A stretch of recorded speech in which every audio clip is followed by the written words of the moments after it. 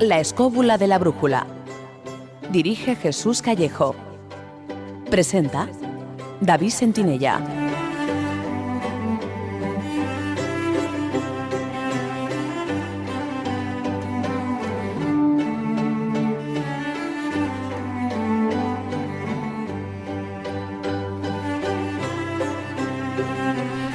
Buenas noches, amigos escobuleros. ¿Qué tal estáis? Desde los estudios de Radio 4G, aquí estamos una semana más con todos vosotros para disfrutar y compartir 2 intensas horas de radio con una nueva edición de La Escóbula de la Brújula. El tema de esta noche viene delimitado por venenos y conspiraciones, 2 palabras que en innumerables ocasiones han compartido momentos cruciales de la historia, que se han mostrado inseparables y eficaces a la hora de manipular o conseguir las más altas esferas del poder. Desde los mitos a la religión, desde la política a las grandes pasiones y amoríos, los venenos han sido utilizados en decenas de conjuras, complots e intrigas. Para hablar de todo ello, contaremos esta noche con una buena amiga como invitada, Ana Vázquez Ois, doctora en Historia Antigua. Pero habrá mucho más. Con el zurrón del caminante será una buena ocasión para visitar una comarca burgalesa, Las Merindades, un territorio privilegiado que, como veremos, está lleno de sorpresas. Nuestro crononauta Guillermo Díaz viajará más de 2000 años atrás en el tiempo para conocer a Mitrídates VI, rey del Ponto, cuya vida está rodeada de relatos legendarios, el más conocido de ellos, el de su resistencia a los venenos.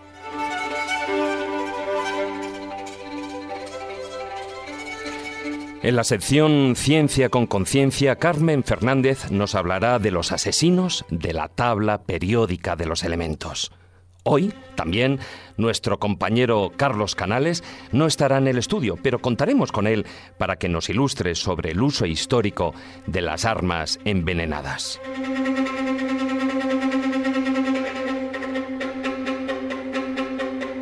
Más tarde, en el Filandón, profundizaremos en el tema central del programa para indagar en la relación entre el uso de venenos y algunas de las más grandes conspiraciones de la historia del hombre, desde la antigüedad hasta nuestro mundo contemporáneo.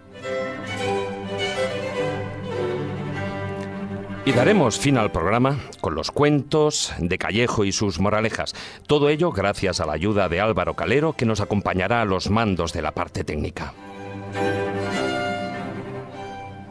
Antes de entrar en materia, os recordamos la dirección de nuestra página web, laescobula.com, y también nos podéis seguir en las redes sociales. En Twitter nuestro perfil es @laescobula7 y en Facebook nuestro grupo oficial La Escóbula de la Brújula. Desde aquí, un saludo para todos vosotros escobuleros.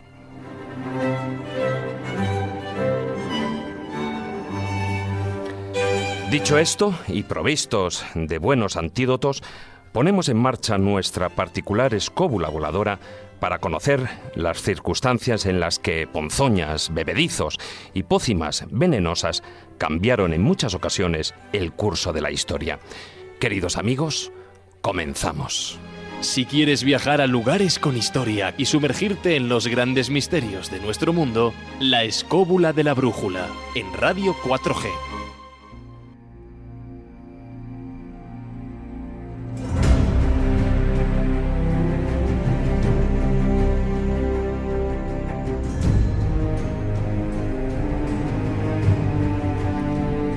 La historia de los venenos corre paralela a la historia de la humanidad. Está en nuestras creencias, religiones y mitologías. Se encuentra junto a los dioses, héroes y seres que moran más allá de la razón. Pervive en el folclore, en las historias legendarias, y resistirá al paso del tiempo, porque desde que el hombre descubrió los distintos venenos y aprendió a utilizar su potencial, no ha dejado de utilizarlos de una u otra forma en su vida cotidiana.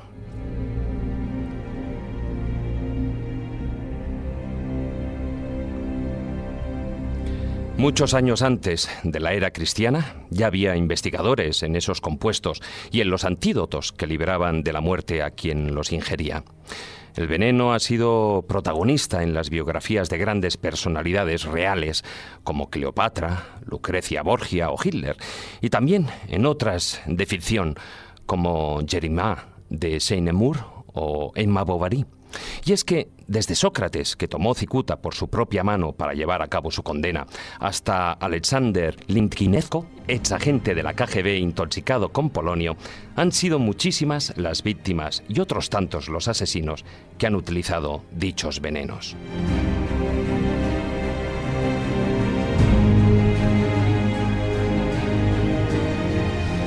Generalmente las víctimas fueron personas influyentes de su tiempo, elocuentes y poderosas, cuya personalidad era envidiada por mentes codiciosas y retorcidas que tramaron maquiavélicos planes para conseguir sus objetivos.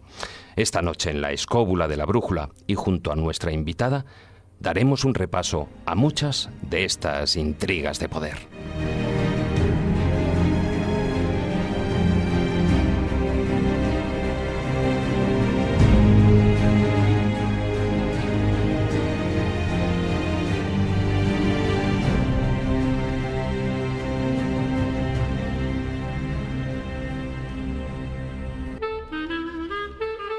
La Escóbula de la Brújula.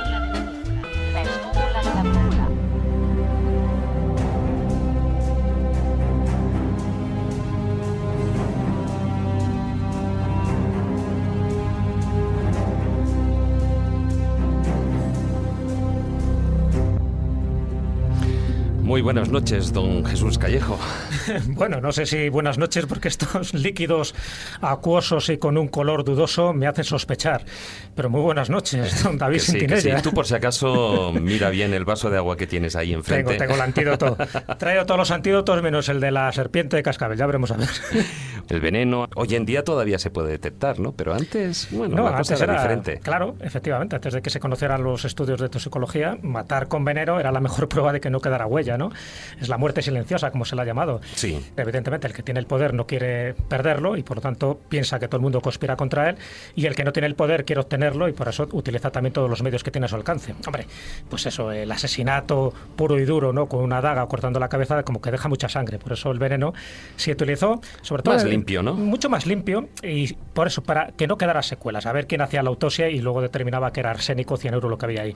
Ese es el sistema que se ha buscado, sobre todo cuando ha habido grandes médicos que sabían perfectamente las cualidades que tienen algunas plantas, por ejemplo las plantas solanáceas, los alcaloides, y cómo, incluso también con elementos químicos, ¿no? Que luego comentará Carmen en su sección, cómo se puede matar a alguien, incluso de una forma lenta, en fin, para que sufra, o de una forma muy rápida, ¿no? Y cómo algunos han muerto accidentalmente con veneno. O sea, cuando hablamos del veneno no quiere decir que solo sean conspiraciones para conseguir el poder. Hay gente que se ha muerto por veneno por estupidez, porque no sabía si comía unas amanitas faloides o unas amanitas cesáreas, ¿no? Ya no te digo otro tipo de venenos que luego comentaremos. Entonces yo creo que el veneno siempre ha estado ahí, en todas las historias. Bueno, hasta los conspiranoicos dicen que a todos nos están envenenando poco a poco, ¿no? Entre otras cosas con el flúor, ¿no? Hombre, si fuéramos conspiranoicos, como tú dices, está claro. Decía Buda que somos lo que comemos y lo que pensamos y lo que respiramos. Evidentemente los pensamientos pueden ser tóxicos y nos pueden matar, pero sobre todo lo que comemos y lo que respiramos. Y sabemos perfectamente que no es muy limpio muchas de las cosas que estamos comiendo y, por supuesto, lo que estamos respirando. O sea, que de esta forma sí que podríamos pensar que determinados fenómenos como los chemtrails, por ejemplo, están ahí para cargarse a la población. Pero como no somos conspiranoicos, nos vamos a adentrar más en el pasado, en la historia y, sobre todo, cómo determinados venenos han cambiado el curso de ciertos acontecimientos históricos, para bien y para mal. Sí. Muy buenas noches, don maese Juan Ignacio Cuesta. Muy buenas noches, don maese David. Hombre, lo de maese ya... Mosén, ¿no? Bueno, tengo poco de Mosén, me parece a mí. Sí, claro. Aquella frase de todo el campo es orégano, no sé si es cierta, pero sí que en la naturaleza es donde se han conseguido, desde el principio de los tiempos, la mayor parte de todos los venenos, y a partir de ahí todo lo que ya se haya fabricado. Pues ya que lo dices, precisamente el aceite esencial del orégano puede ser tóxico en altas concentraciones, o sea que hay que tener cuidadito cuando se prepara uno un pan tumaca, porque si le echas unas cuantas hojas de orégano no pasa nada, pero si ya le echas aceite esencial de orégano, habrá que ir con tienes cuidado que tener con cuidado con la medida. Los aceites aromáticos esos que uno se prepara en casa, ¿no? Sí, hay que tener un poquito de cuidado porque digamos que toda la potencia de la naturaleza no solamente se muestra en las diferentes combinaciones que nos proporciona el reino mineral, sino fundamentalmente esos laboratorios magníficos que son las plantas, por lo tanto vienen del reino vegetal dentro de las plantas y por una razón absolutamente pragmática, porque tienen que defenderse de nosotros.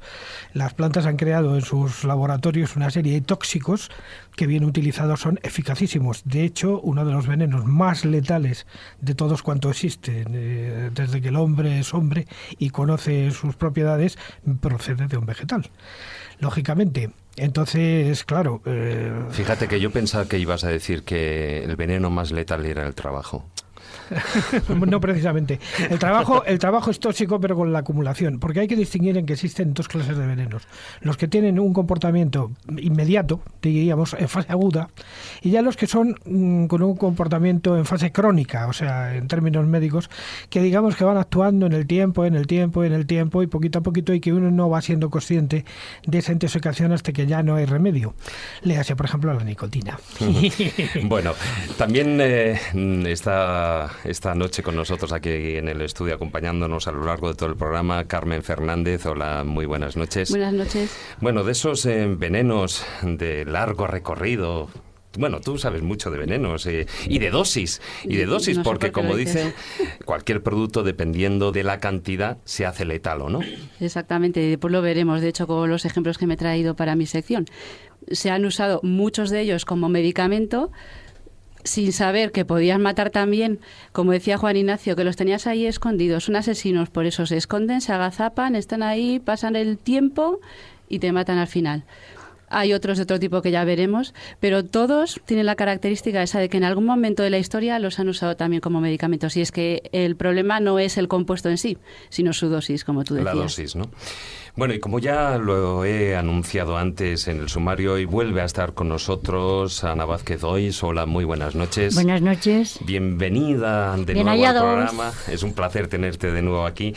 Para aquellos osados que no conozcan a Ana Vázquez Ois, es doctora en Historia Antigua, es profesora y tutora de ese departamento de la Universidad de la UNED. Es autora de más de 30 publicaciones y ensayos académicos historios. Bueno, ahí podríamos citar algunos, entre los que se encuentra Diana en la religiosidad hispano-romana, el Diccionario del Mundo Antiguo, el Mundo Griego, de los inicios a la conquista romana, la República Romana, el mundo griego, o incluso una novela, ¿no? El Sol Negro, la venganza de Nefertiti.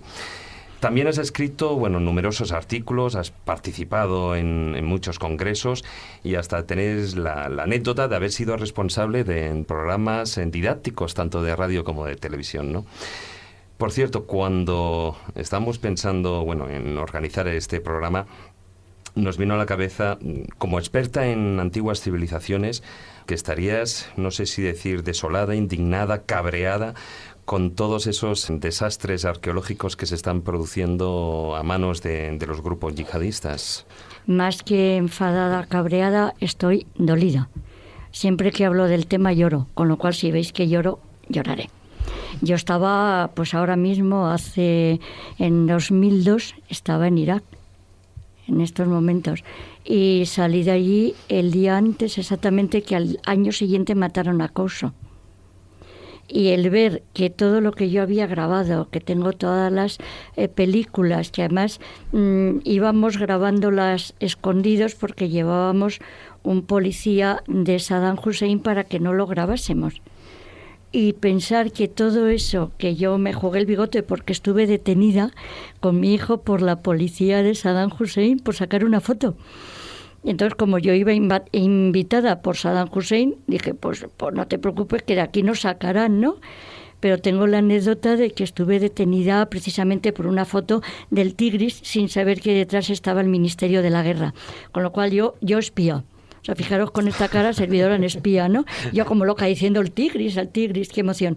El caso es que han destruido, pero han destruido poco de lo que hay y de lo que había, porque ya estaba muy destruido, que se lo contaba en la Irak. Comida a Jesús. Básicamente en Irak, ¿no? En Irak, en Siria. Es peor Sí. lo que está pasando en Siria que lo que está pasando en Irak, porque Nemrut estaba totalmente machacado por los persas y por los babilonios, y estaba reconstruido por Saddam Hussein, era todo artificial.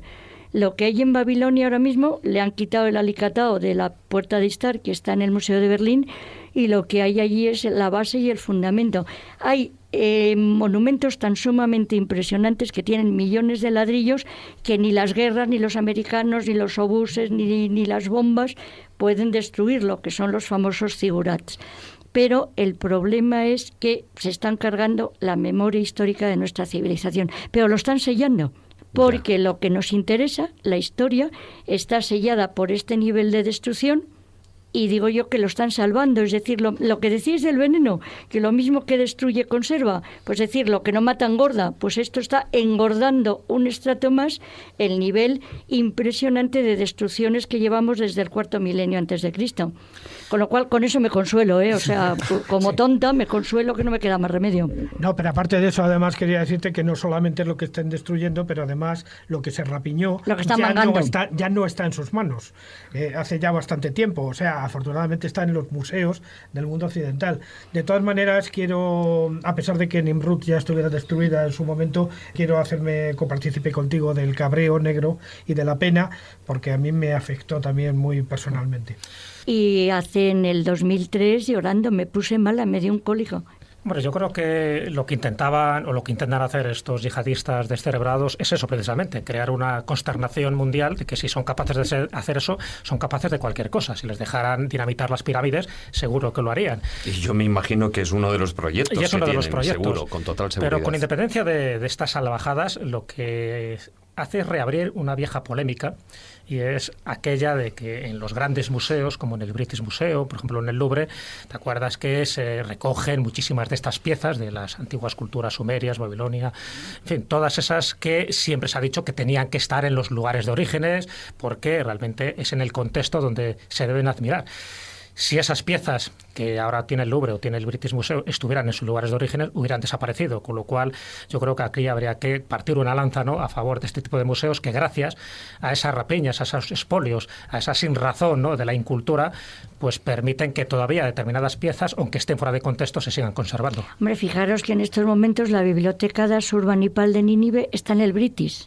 Y ahora, al cargarse Nínive, los que hemos estado allí y conocemos decimos, menos mal que estaba excavado. Claro. Se cargan 4, pero quedan 2.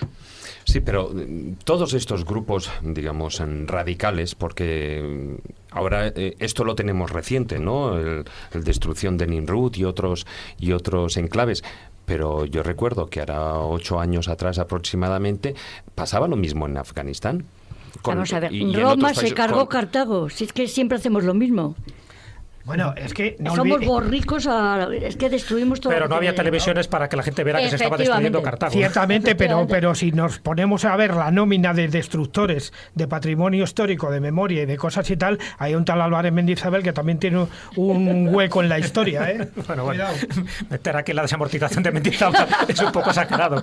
El saqueo de Roma, los almogávares... Ha habido grandes imperios, ciudades que han sido destruidas, pero no había una televisión, no había medios para difundir todo eso. Jerusalén quedó totalmente destruida, y el segundo templo de Jerusalén quedó totalmente destruido con las tropas de Tito. Y el primero lo están buscando. Claro, por eso. Entonces, es cierto que ahora lo que se busca es el impacto. Y ese impacto es, si tú puedes filmar un decapitamiento o una destrucción, por ejemplo, como el Museo de Mosul, pues está claro que crea ese impacto. Es decir, el impacto es, nos importa 3 narices la historia y nosotros queremos reconstruirla a partir de ahora, que por cierto es lo que han intentado hacer grandes emperadores, que les estorba la historia porque creen que si ellos mueren, ahí se tiene que acabar la humanidad. Y si ellos empiezan a reinar, ahí es cuando tienen que empezar los nuevos registros históricos. Esa megalomanía que han tenido algunos emperadores, como el gran emperador amarillo, Qin Shi Huang, y que luego pues pasa lo que pasa, es decir, quedan al final como grandes civilizadores en su pequeño imperio, pero luego como grandes destructores de lo que es eso, la memoria histórica. Yo creo que eso, si nos perdemos la memoria histórica, siempre estamos condenados a repetirla. Y no se puede perder de vista la gente. Es decir, los que están muriendo, los niños iraquíes, que es lo que a mí me duele. Claro. Es decir, entre un toro alado y un niño, prefiero al niño. Y se está olvidando la gente que están matando, los que están decapitando en nombre, lamentablemente, de un Dios que es el mismo que tenemos las 3 religiones del libro. Pero es que Israel, cuando se implantó en Canaán, directamente entraron a sangre y fuego, matando en nombre de Yahvé. Es decir, es que esto no hay quien lo entienda. Me explico, Hombre, corramos nunca se han cometido vamos a lo más veneno crímenes, que la vamos a liar. Nunca se han cometido más crímenes que en nombre de Dios. Eso ¿De qué está Dios? claro. Del mismo que Dios, sea, efectivamente. Del que sea. Me da igual. Pregunta, me da igual. ¿es Dios la excusa para matar? Ta, ta, ta, ta. No, hombre, bueno. ¿O es el eso- veneno? Venga. No, es su supuesta voluntad. Exactamente. Antes mencionaba que prácticamente desde el origen del hombre o de la humanidad, el veneno ha estado ahí. Han estado, ya no solo en cuanto a las conspiraciones para regentar el poder, pero posiblemente sí que tuviera mucho que ver, ya que la ingesta de ciertas plantas, hablo por ejemplo en lo que podían ser las épocas prehistóricas, quien nos dice que una de las maneras más fáciles de matar al jefe del clan para asumir su cargo era el darle una comida infectada o darle ciertas plantas después de ver que un animal la ingería y fallecía, ¿no? Lo que tenemos es la praxis de que si tú ves que alguien se te muere o un bicho se te muere, dices no comas de esto. Y entonces en un momento determinado que quieres matar a una persona, dices, ¿y si le doy de esto y le mato, pues a lo mejor me quedo con el poder? Pero voy a empezar a meterme con Jesús Callejo. El veneno, muy bonito. el veneno no es limpio, porque te dan unas descomposiciones que intentan unas diarreas Pero he dicho que que sea de limpio, limpio he ni dicho que es la hablar. muerte silenciosa, que a veces tampoco lo Silenciosa, es. Por joder, los retortijones. estertores que hace. Pero bueno, que así se la ha llamado comúnmente porque en teoría no deja huella. Luego lo que no deja huella Deja la es decir, caca. Y el vómito. Creo que las diarreas son tremendas, sí. Sí. Ana, Debe ¿cuál ser. es la prueba de utilización de veneno más antigua que tenemos? Vamos a ver, el veneno, como decía Carmen, Jesús, ya lo que vamos todos ya estamos de acuerdo, es que lo mismo te mata que te cura. Sí. Entonces, la primera prueba de la utilización de drogas se tiene, curiosamente, hongos rarísimos, o sea, alucinógenos y tal, en Villa del Humo, en Cuenca, en España. Pero también lo tenemos en Sanidad, de un señor enterrado con hierbas, que se supone que ya era un chamán que utilizaba y está enterrado con plantas alucinógenas. Es decir, que los conquenses somos desde la antigüedad, ¿verdad? Unos vicios. me vas a permitir porque has hablado de Me uno cuento. de mis sitios favoritos. Toma A mí, ya. Selva Pascuala me parece uno de los lugares más fascinantes que existen probablemente en toda la geografía española. Ese toro de Selva Pascuala es una verdadera maravilla. Y en cuanto a... Y viva España y olé, que siempre hablamos del lejano Claro, oriente, por los indudablemente. españoles, viva España y olé, ¿qué paso estamos? Oye, Es decir, en el uso de drogas y en el uso... Pero, ¿has visto el kiriki que trae hoy aquí el jefe? ¿Verdad? Pues estamos en olé. Sí, señor, España, primera utilización, me lo cuenten. Que tú lo conoces muy bien. Sí, Villar del Humo, sí, lo tengo muy trabajado y desde luego es uno de los sitios magníficos que hay que recomendar, lógicamente, a nuestros oyentes, pero teniendo en cuenta que aquello es para patear, no es para dar un paseo. por lo tanto, Ana, la utilización en realidad de plantas mágicas o plantas sagradas en su momento por lo que serían los médicos, digamos, los chamanes, sí, sí. los chamanes, bueno, que eran sacerdotes, médicos, eran todo en uno, ¿no? Los chamanes. Ahí es donde podríamos decir que nace el uso del veneno, no como planta mágica, no como planta sagrada, sino No, como al para revés. conseguir Es un decir, fin determinado. Hay una serie de señores y señoras, sobre todo señoras, que son las que las que dicen que empezaron a darse cuenta de estas cosas, porque ya te cuento una cosa. El señor se iba a cazar y la señora se quedaba en casa pariendo y de repente descubrió una cosa que es la agricultura, que hizo un día la compra, recolectó, dijo, y va, que le han salido unas cosas así y se descubre la agricultura. Entonces yo siempre pienso que es la mujer la que empezó a pintar, la que empezó a ser más sedentaria. Estoy hasta las narices de cambiarme todos los años de sitio donde vivir, a ver qué hago con los niños, que se me ponen malos y tal. Y las primeras personas que conocen la utilización de estas hierbas mágicas, entre comillas, serían esas mujeres, lo que está en consonancia con esos cultos a la fertilidad, a la fecundidad de los que se habla, que son teorías, pero que tienen mucho de posibilidades. Fíjate, Ana, que yo pienso... Somos más brújulas, señores. Sí, bueno, en ese sentido, la intuición, desde luego, es una característica mucho más femenina que masculina, al menos en una gran parte, y estoy de acuerdo con ello. De todas maneras, hay una cosa que yo creo que habría que tener en cuenta, porque documentos no tenemos, entonces tenemos que un poco funcionar imaginación, con el sentido común, con la razón. Y es muy probable que el conocimiento empírico ya de las sustancias tóxicas de la naturaleza y de sus propiedades quizá exista desde una etapa prehumana. ¿Por qué? Y lo voy a decir por qué. Porque mi perro cada vez que llega al campo se pura con hierbas y mi perro eso no se lo ha enseñado a otro perro. Quiere decirse que él ya lleva un programa genético incorporado dentro de su código, que él sabe con qué hierbas se tiene que purgar y saber las que le van a sentar bien o le van a sentar mal. Hombre, yo pienso que tú mirabas a la oveja y decías, si la oveja come este, yo puedo. Si la oveja la casca, servidora, esto no me lo como. Pero se lo doy al vecino del quinto, que es un desgraciado. O me cargo a la suegra. Es decir, hombre, pero de la observación nace la praxis. Luego también hay ciertos elementos, el que independientemente de la cantidad, pero que si para nosotros supone un alimento, para un animal puede suponer un veneno. Pero y ahí tenemos, por ejemplo, el perejil, ¿no? No, hay una cosa que es fundamental. Yo contaba precisamente en El Sol Negro que hay venenos que los animales pueden comer y las personas no. Es una de las cosas que yo descubrí, claro, precisamente, y que incluso hay venenos que cuando comes de las cosas que come ese animal o comes de ese animal, tú te vas inmunizando, que es lo que hablabais luego de cuando hablemos de la teriaca y de Mitrídates, ¿no? Sí, sí. Efectivamente, lo que acaba de decir Ana es muy cierto. Una vaca se come un estramonio y no le afecta. Pues de todo esto hablaremos ampliamente, tanto en las secciones, pero sobre todo en el filandón. Así que, con vuestro permiso, vamos a dar paso a la primera de las secciones.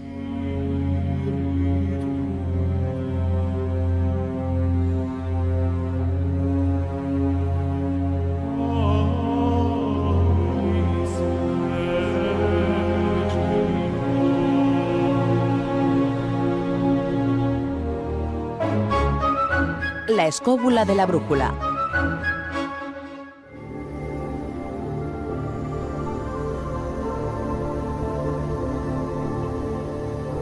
El zurrón del caminante.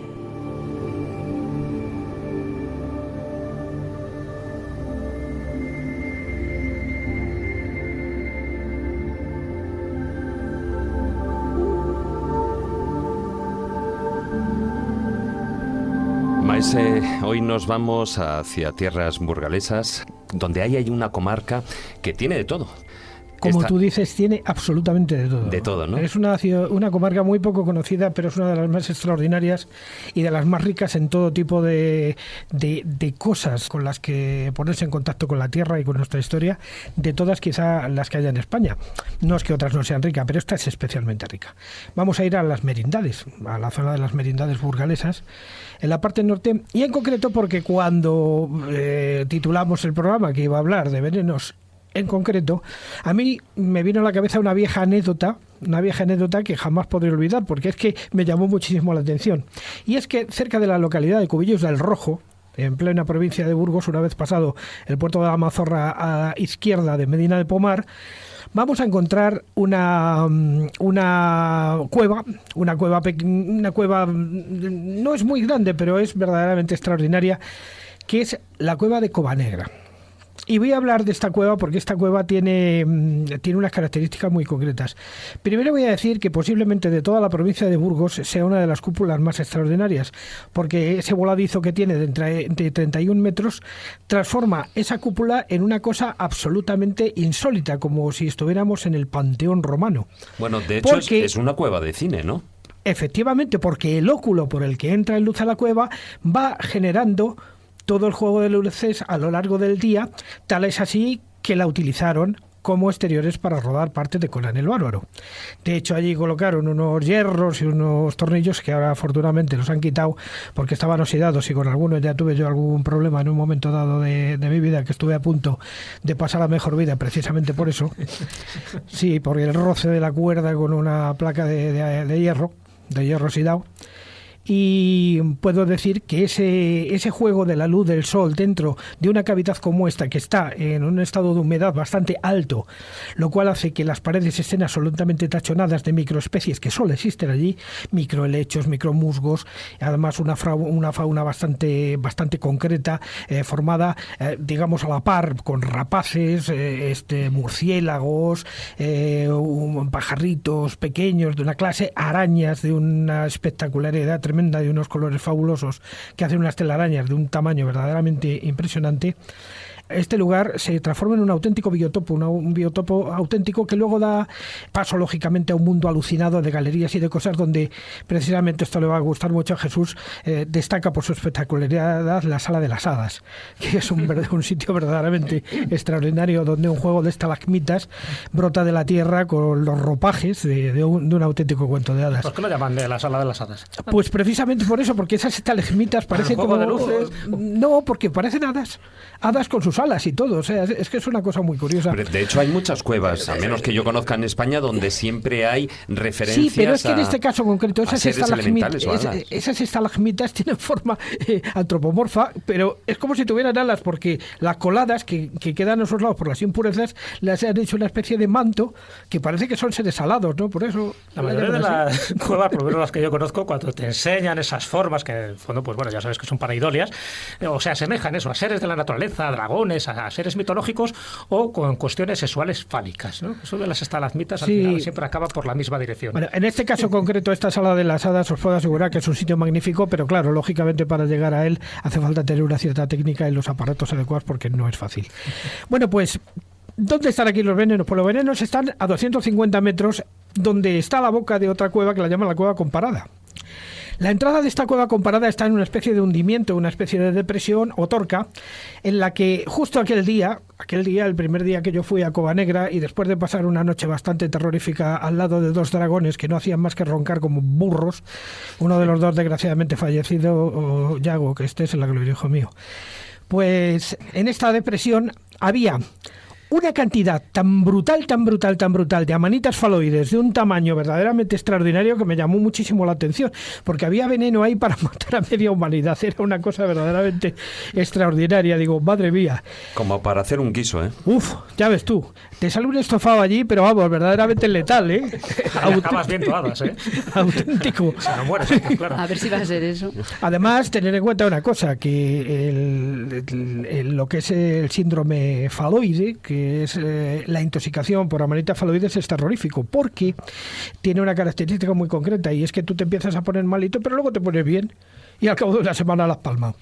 ¿Por qué? Porque va produciendo una destrucción, digamos, por fosilización de las estructuras del hígado y de algunas otras un emperador mucosas. romano, que creo que era Claudio, que creo que se dio un atracón buenas a esas setas y acabó como acabó. Eso es la opinión de Robert Graves en su novela magnífica, Yo, Claudio y su esposa, Claudio el Dios y su esposa Mesalina, pero tampoco lo sabemos muy bien si fue con unas setas suculentas, pero que habían sido envenenadas con otro tipo de material. La verdad es que no tenemos documentación ninguna, pero sí es posible que su afición a las setas, por lo visto Claudio era muy aficionado a este tipo de setas, pues vamos, le gustaban bastante. Le gustaban las amanitas cesáreas, ¿no? Por el nombre, eso de ser César, claro. Pero creo que le dieron el cambiazo y las faloides le sentaron un poco mal. Bueno, volviéndonos a nuestro zurrón y a esta tierra magnífica, en esta tierra magnífica estamos a pocos kilómetros de uno de los grandes complejos cárticos de Europa y de España, que es el complejo Hoguareña. Un complejo, además, que los arqueólogos lo saben muy bien y los historiadores, porque fue ocupado fundamentalmente por los eremitas en la época visigótica, que dejaron allí unas pinturas magníficas en la cueva de San Tirso de San Bernabé. y además donde empieza un mundo sagrado ya de tiempos muy antiguos que va adentrándose dentro de esos 100 y pico kilómetros que ya hay topografiados de galerías, que se dice pronto, porque en un espacio bastante pequeño, hasta que se descubrió el sistema del Mortillano en Cantabria, que ya anda por los 200 kilómetros. Este era uno de los más largos que existían. Lo que pasa es que ahora ya las últimas exploraciones que se están haciendo en la zona, sobre todo por la Federación Ramaliega de Espeleología y Montaña, están llevando ya cantidades que son verdaderamente de mareo. Por ejemplo, la Gándara se la adivinan ya 240 kilómetros. Fijaros lo que son 240 kilómetros de un Madrid-Albacete de cuevas en una zona muy concreta, que es que, hombre, no es lineal. Claro, es un queso de grullar es un mundo, es un mundo kárstico.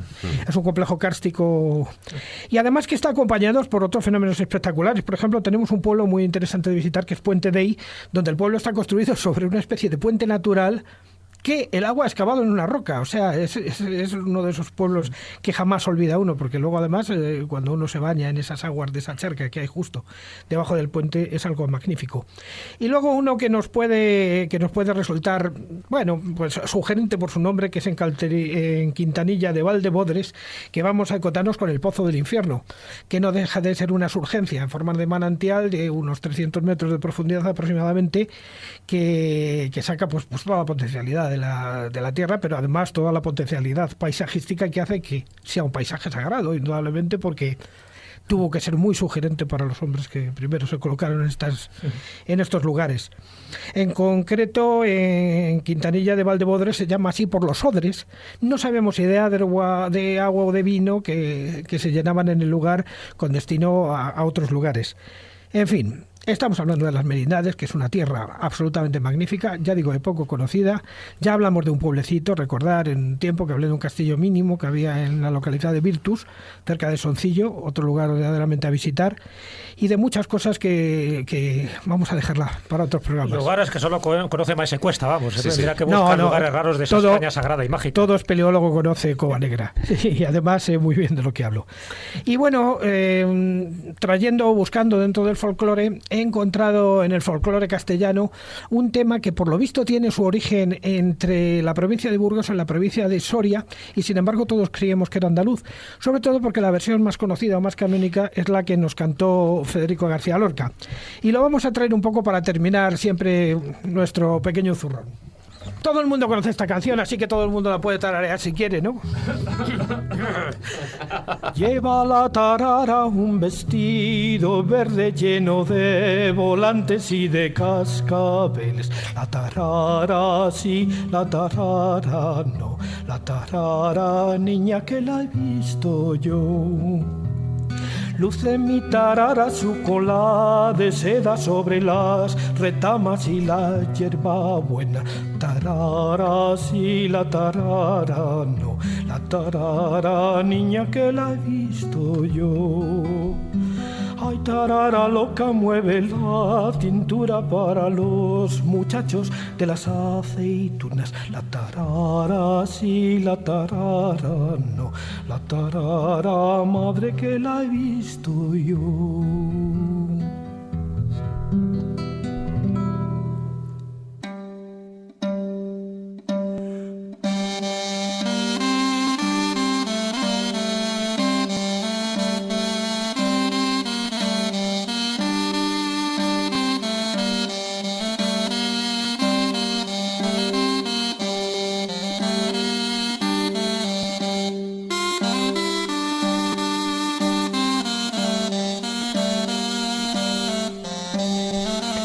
Como decíamos antes, no tenemos a nuestro compañero Carlos Canales aquí en el estudio, pero sí que lo tenemos como se suele decir, allende los mares, allí en las costas de Florida, para que nos ilustre sobre ese histórico uso de las armas envenenadas. Hola, muy buenas noches, Carlos.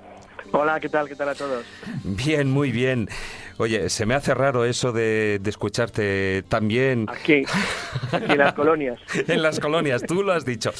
Estábamos hablando de ese veneno y como han venido atestiguando los diferentes hallazgos que se han encontrado en numerosos yacimientos arqueológicos, el ser humano ha utilizado todo tipo de venenos de la naturaleza pues para emponzoñar flechas, dardos, lanzas, arpones, que ya no solo utilizaría para la caza, sino también con fines guerreros. Claro, yo distinguiría las dos versiones, porque originariamente, fíjate que es muy curioso, los venenos en las armas nacen para la caza. Nacen para la caza porque muy pronto, o sea, no tuvo que pasar mucho tiempo en la evolución humana para que las armas venenosas utilizadas contra seres humanos se considera algo así como algo cobarde, reprobable, miserable, falto de honor. Es decir, rápidamente se apartó porque se pensaba que no era correcto. Los primeros venenos, y fíjate qué tiempo nos estamos remontando, una paleontóloga italiana, Valentina Borgia, fue la principal investigadora de la utilización de plantas venenosas para las puntas de las flechas. Con ese apellido no me extraña, ¿no? Tenía una buena tradición de envenenadora. Sí, la verdad. Su familia probablemente.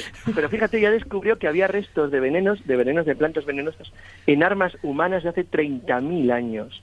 Con lo cual quiere decir que las poblaciones cazadoras utilizaban venenos en las armas para cazar. Es curioso porque luego tanto babilonios como griegos, como romanos, como persas utilizaron venenos como elementos de caza, pero nunca los utilizaban contra personas, o era muy raro, o muy infrecuente, porque es verdad que los códigos de honor de las civilizaciones primeras consideraban algo muy cobarde el utilizar venenos en las armas. Eso no es el caso, obviamente, como podéis imaginaros, de las tribus o de los pueblos que se quedaron en la edad neolítica o en el paleolítico, como por ejemplo las tribus que había en el interior de algunas zonas de América cuando llegaron los españoles, que prácticamente todas las tribus, en realidad al sur del Istmo de Panamá, la práctica totalidad de las tribus, de una manera u otra, o de los pueblos utilizaban algún tipo de veneno en sus puntas de flecha, o en sus lanzas, o en sus dardos, de manera que, bueno, no solamente lo usaban contra animales, sino también contra personas, como bien pero incluso Carlos, los europeos. Carlos, incluso pueblos bárbaros, celtas, escitas, dacios, también utilizaron ese tipo de técnicas, claro, ¿no? Sí, todos los pueblos esteparios, los escitas, los sármatas, lo utilizaban, y también en los celtas, pero los celtas, por ejemplo, o las tribus del norte de España utilizaban venenos basados, por ejemplo, en el beleño, pero nunca, era muy raro que lo usaran como arma de guerra.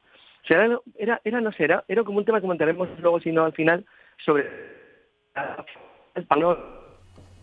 Carlos, perdona, estamos perdiendo la conexión, tenemos algunos problemas de sonido. Yo creo que está sufriendo los efectos del veneno, ¿no? Se te entrecorta la voz. Sí. No sé si es que te estás paseando por alguna cueva. Bien, ¿no? Bien, ¿no?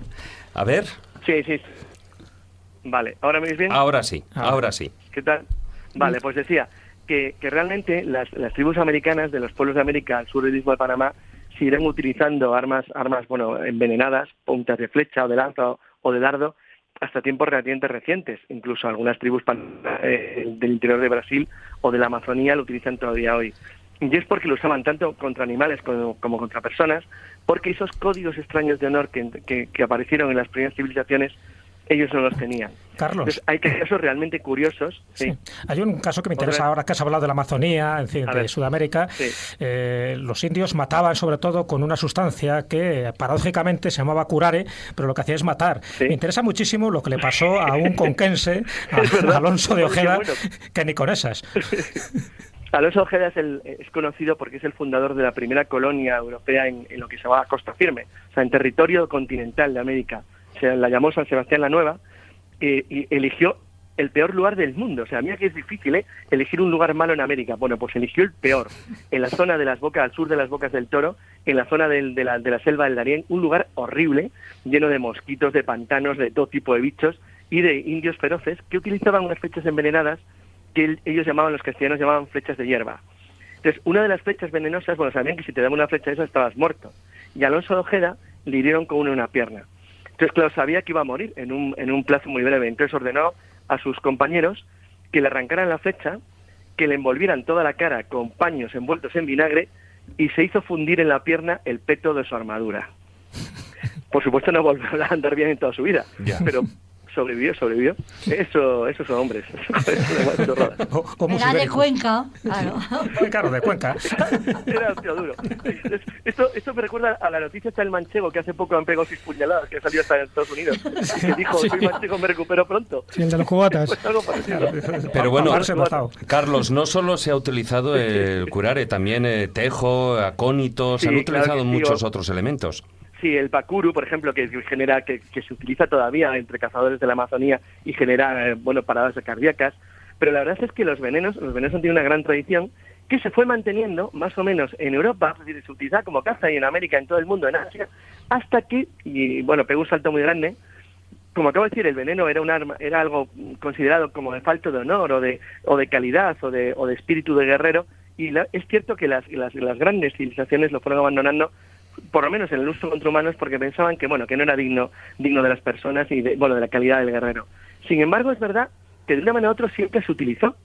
Y el primer tratado que existe en la historia que pone fin a una guerra posible de venenos o de armas contaminadas, lo firman el Sacro Imperio Romano Germánico, o sea, el Imperio Alemán, en 1675 con la Francia de Luis XIV, donde se comprometen ambos bandos a no utilizar nunca, bajo ningún concepto, armas ni proyectiles cargados de veneno. A partir de ahí, es verdad que tanto la Convención de La Haya de 1899, que ya anticipaba la existencia de gases tóxicos, pues intentaron prohibir las armas venenosas. ¿Qué es lo que ocurrió? Pues lo sabe todo el mundo, la Primera Guerra Mundial, donde el cloro, la hiperita, se utilizan de manera masiva y donde las armas químicas se convierten en un arma de destrucción masiva. Alguien podría decir, y es verdad, que las armas químicas en la Primera Guerra Mundial mataban aproximadamente al 2% de los afectados y las armas normales al 25%. Pero aún así, el tipo de muerte que generaba la dimensión o la forma de siembra de los campos sembrados con proyectiles de gas de mostaza o de gases que en la Segunda Guerra Mundial, si se hubieran usado, hubieran sido muchísimo peores porque eran ya gases nerviosos, pues hicieron que a lo largo de los años que siguieron a la Segunda Guerra Mundial, a la Primera Guerra Mundial, las armas químicas en 1925 fueran prohibidas en el Protocolo de Ginebra. Eso no quiere decir que no se hayan usado después, de hecho se han usado, hay montones de ejemplos que conocemos, desde los de Saddam Hussein contra los kurdos hasta otros muchos más. Pero realmente es cierto que las armas químicas de manera masiva no han vuelto a ser usadas después de la Primera Guerra Mundial, salvo en conflictos coloniales o en conflictos aislados. Y es verdad que se han utilizado... Sí, te decía, Carlos, un poco, ya que estás en época actual, en el siglo XX, se han utilizado balas impregnadas en cianuro, ¿no?, para que el efecto mortífero fuera mucho mayor. Efectivamente, Jesús, esa es la gran novedad. Y es que en el siglo XXI los narcos colombianos empezaron a utilizar, tanto los narcos colombianos como el ELN, Ejército de Liberación Nacional, una de las guerrillas que había en Colombia, fueron denunciadas ante organismos internacionales por parte del ejército colombiano porque se detectó, y se cogieron alijos enteros y en los altos acampamentos masas de balas que estaban impregnadas con cianuro. Realmente la utilización de balas con cianuro, imagínate, decir el efecto que tiene sobre una persona. Pero es que el narcotráfico ha ido mucho más allá. Y de hecho, en los últimos meses se ha comprobado incluso la utilización que se las trae de la utilización de Clostridium botulinum, que es uno de los mayores venenos neurotóxicos del mundo. Es una neurotoxina que te mata en milésimas de segundo. Y se sabe que se ha utilizado en armas impregnadas con ese tipo de neurotoxina para matarte, en décimas de segundo, aunque solamente te roce. Que supongo que algunos oyentes recordarán que es una de las ideas que se les ocurre a los cazadores de una de las películas de Jurassic Park, del Parque Jurásico, donde quieren cazar Tiranosaurio Rex o cualquier tipo de animal gigantesco utilizando este tipo de bacteria, que es una neurotoxina tan terrorífica que es que te mata, en décimas de segundo. Yo lo que quería para acabar es que para que la gente tenga en cuenta que esto es un tema complicado y que nunca se acaba, que es la utilización de armas en los rifles antimaterial, que son los que se utilizan contra parapetos, fortificaciones o vehículos blindados, de proyectiles de uranio empobrecido. Originariamente, desde el año 39, que los polacos lo usaron por primera vez, se utilizaba vidia, o sea, carbono tungsteno. Pero la utilización de uranio empobrecido tiene un problema muy grande, y es que es un contaminante del territorio, del terreno en el que cae. Entonces, hay varias denuncias internacionales contra países como Estados Unidos por utilización de proyectiles de uranio empobrecido en la guerra del Golfo primero y después en la guerra de Irak. El problema que tienen, obviamente, es que donde cae, eso genera una contaminación radiactiva muy considerable y además, se considera un arma muy grave. Por cierto, el veneno, la Clostridium botulinum, se considera por parte de la Convención de Ginebra y la Convención de Armas Químicas como un arma de destrucción masiva. Está expresamente prohibida. Eso no quiere decir que en determinado tipo de gentuza de este estilo lo utilice para sembrar el terror y porque saben que es un arma eficaz y que además asusta de verdad. Bueno, pues Carlos, ha sido un repaso rápido por a lo largo de la historia. Y afortunadamente este tipo de armas, como tú bien decías, han sido prohibidas.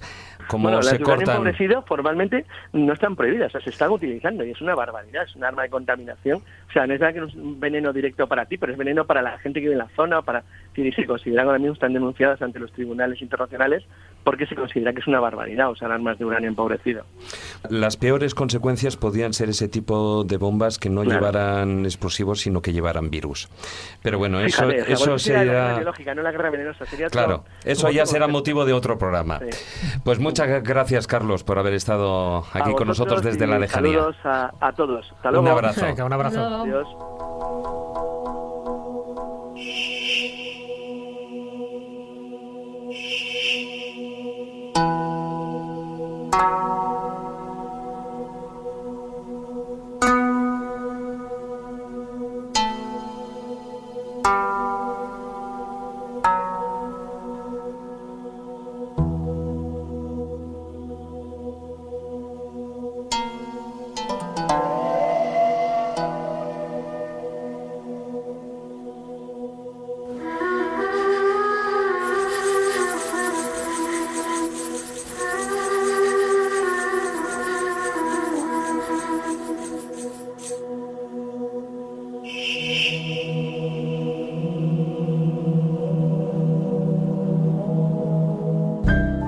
La escóbula de la brújula. El crononauta.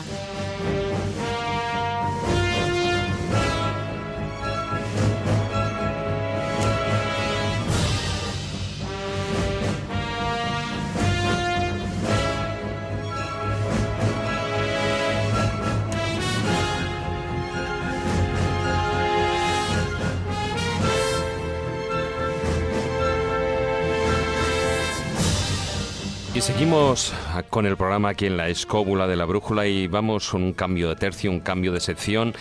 Y ahora nos vamos con nuestro crononauta, Guillermo Díaz. Hola, muy buenas noches. Buenas noches, ¿cómo andáis?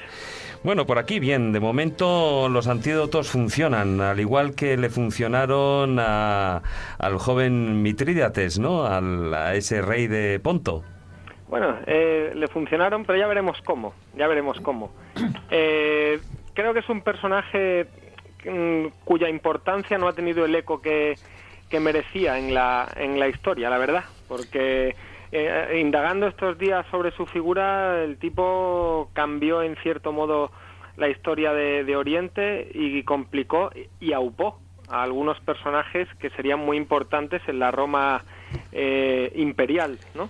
Bueno, ¿dónde estás ahora, Guillermo? Descríbenos el lugar con tu máquina del tiempo. Pues vamos a ver, estoy en lo que era la provincia de Asia, que es una zona que cogería Turquía, el Bósforo, toda esta zona entre donde el mar de Mármara, que esta era la provincia romana, y acaba de morir Mitrídates aquí en lo que sería el Ponto, ¿no? Que de ahí el nombre, que el Ponto cogería mayormente de Turquía. Sí. Hay muchos mosquitos. El Asia Menor de antes, ¿no? Exacto, el Asia Menor. Hay muchos mosquitos que comen muy mal. O sea, que ya se ha muerto. Ya está muerto. Cachis, está muerto. Hemos llegado tarde. Le he tocado. O sea, se acabó la sección. Oye, pero entonces, a ver, ¿para qué te sirve esa máquina del tiempo? ¿No podías haber llegado 5 minutos antes? No, es que la verdad me ha fallado el ajuste. Está muerto. Regula las máquinas. Oye, un abrazo a todos. Tienes que ir con cuidado con el cambio horario, ¿eh? Un placer, Guillermo. ¿Quién era Mitrídates? Bueno, vamos a ver. El panegírico toca hoy. Bueno, de los 5 anteriores no nos hables, nos interesa el sexto. Exacto. Que aparte es el más famoso, evidentemente, es un tipo que entre los años 73 y 63 antes de Cristo le puso las cosas difíciles a los romanos en 3 guerras, ¿no? 3 guerras, que realmente la segunda ahora veremos que es una cosa muy, muy sencillita. Se trataba además de un enfrentamiento que iba a beneficiar a un tipo muy conocido por todos vosotros y por todos nuestros oyentes, que es Espartaco. Va a ser un beneficiario colateral de la situación que se va a generar. Las 3 guerras mitridáticas, que es como se conocieron, son las que libra Roma contra el rey del Ponto por aquel entonces, y que, para que os hagáis una idea, es uno de los conflictos que más muertos genera en la antigüedad. Se calcula que se llevaron por delante unas 400.000 vidas, ¿vale? Lo que para la época no está mal si tenemos en cuenta los estándares de población que había entonces.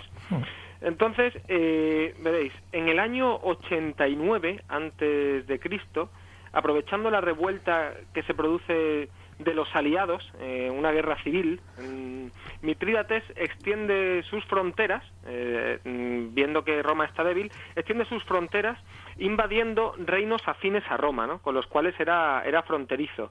Él sabía, tarde o temprano, que Roma ya había masacrado a los cartagineses y que en breve le iba a tocar a él.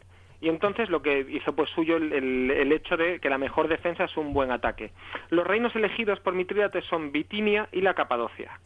Los reyes de estas dos provincias salieron zumbando, porque Mitrídates además era de los que tenían poca clemencia con los enemigos, y salen zumbando a Roma, y le piden a Roma pues que intervenga y recupere pues sus reinos perdidos, y que como aliados que eran, ¿no?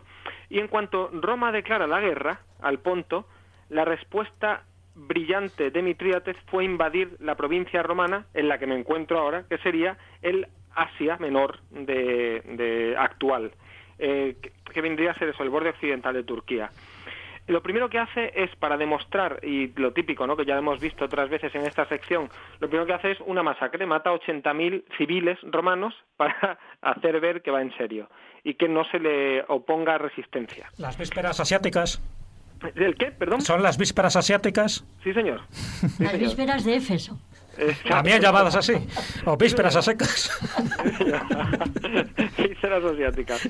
Pues seguidamente se lanza contra Grecia, ¿vale? Aprovechando las disputas internas de los romanos, estaba haciendo estragos. Pero ya Roma se pone seria y manda a Lucio Cornelio Sila, que después será un personaje importantísimo en la historia, gracias a los méritos cosechados en esta campaña, se lanza contra los hombres de Mitrídates y se cargan a 150.000 tipos. O sea, es una verdadera campaña de exterminio. Pero Sila comete un error. No cumple la máxima romana de que todos los romanos, los romanos cuando vencen deben aniquilar al enemigo, que es una de las esencias de la guerra. Pero como Sila tenía problemas políticos, firma una paz a vuela pluma, una rendición no excesivamente dura para Mitrídates, lo deja vivo y encima lo deja rey, y se vuelve a Roma. Entonces, en esta primera guerra hay una serie de saqueos que a los amantes del arte no les harían mucha gracia. Por un lado, los pónticos saquearon la isla de Delos y los romanos Delfos y Olimpia y saquearon todos los tesoros, y es de entonces cuando se perdieron la mayoría de las monedas, adornos de metales preciosos y joyas que adornaban estas zonas. ¿Vale? Sí. Y luego nos cojamos de las cosas que están haciendo en la actualidad, lo que antes mencionaba nuestra invitada Ana Vázquez de Boins. Claro, pero antes no había cámaras. Claro. Hay una cosa que me llama la atención, ahora que hacéis el comentario de la actualidad. Sabéis que yo muchas veces soy un poco incorrecto, pero me llama la atención el hecho de que la gente se lleve las manos a la cabeza cuando rompen estatuas con martillos hidráulicos, y se las llevan más a la cabeza que cuando degollan niños. Y eso, que la gran diferencia entre una estatua y un hombre es que el hombre no sangra. O sea, que la estatua no sangra. Pero es curioso, eso es una cosa que tenemos que hacernos ver. Nos llevamos las manos a la cabeza cuando destruyen arte más que cuando matan a gente. Y yo creo que es por la costumbre que tenemos a matarnos entre nosotros y no romper las cosas. Pero bueno, sigo, porque si no, luego al final encima me machacarán en redes y eso. Bueno, me imagino que Mitrídates, con todo lo que estaba haciendo, ¿no?, y luchando contra Sila, Lúculo, Pompeyo, tendría miedo, ¿no?, de ser asesinado en cualquier momento. Sí, ahora veréis además, porque hay un momento en que los romanos se equivocan. Vale, y ahora se genera la situación a la que hace referencia Jesús. Hay un momento en que él tiene una pequeña guerrilla interna y hace unos movimientos de tropas que ponen nerviosos a los romanos, y los romanos vuelven a intervenir. Le pegan 2 tortas y llegan a una paz rápida viendo que se habían equivocado. Y es en el 73 a.C. cuando se lía bien gorda. Espartaco está acampando por Roma. Se ha convertido en la mayor amenaza para la ciudad eterna desde Aníbal. ¿Vale? Y casi todas Mitrídates aprovecha esta situación una vez más. Casi todas las potencias del Mediterráneo en aquel entonces habían aceptado que Roma era quien mandaba, ¿no? Hasta el punto que en muchas ocasiones reyes sin hijos daban sus reinos como herencia a los romanos. Y esto fue lo que pasó en Bitinia, ¿no? Y Mitrídates le dijo a los romanos que habían falsificado el testamento del rey muerto de Bitinia, y que si quieres arroz Catalina. Total, que invadió Bitinia. ¿vale? Y en la batalla de Calcedonia los pónticos le pegan una paliza a los romanos importante, y es entonces cuando los romanos mandan a Pompeyo, ya hartos de Mitrídates, y hacen una racia brutal, destrozan a todo el ejército de Mitrídates, y Mitrídates huye corriendo y se encierra en el último reducto que le quedaba para esconderse. Y aquí se da la situación que dice Jesús. Vamos a ver, ¿cómo era Mitrídates? Mitrídates era un tipo que pasó su vida buscando el antídoto universal, claro, una fórmula que fuera capaz de contrarrestar a todos los venenos de la época, y que llegó a desarrollarse y se llamaba el Mitridatum. Si queréis luego, nuestros oyentes podrán, ya os enviaré la receta del Mitridatum, que la he encontrado, pero que si la leo nos dan las tantas, sí, porque tiene de todo. Sí, bueno, sí. La complexión física de Mitrídates era imponente, ¿vale? Que eso también puede influir en la historia que estoy contando. Era un gigante de una talla muy superior a la media de la época, una complexión física atlética, muy resistente. Era un tipo que se recuperaba muy bien de las heridas y de la enfermedad, poco propenso a la enfermedad. Y por otra parte era un hombre muy culto e inteligente. Dicen que llegó a dominar más de 20 lenguas. Yo creo que esto de las 20 lenguas es un poco como los que tienen 10 licenciaturas, ¿sabes? Que dicen, tengo ciencias políticas, sociología, no sé qué, al final son todas las mismas con 3 cursillos. Sí, pues lo que pasa es que a estas grandes personalidades, bueno, pero siempre se les hace más grande, ¿no? Se les vuelve legendarios y yo creo que se magnifican ciertas cosas que han hecho en su vida, y posiblemente claro, sea uno de los casos, ¿no? Claro, igual hablaba póntico del norte, póntico del sur, y le contaba como 2 lenguas. Pero bueno, en fin, que básicamente, bueno, pero sí que era un hombre preparado y que era culto, está fuera de toda duda, ¿vale?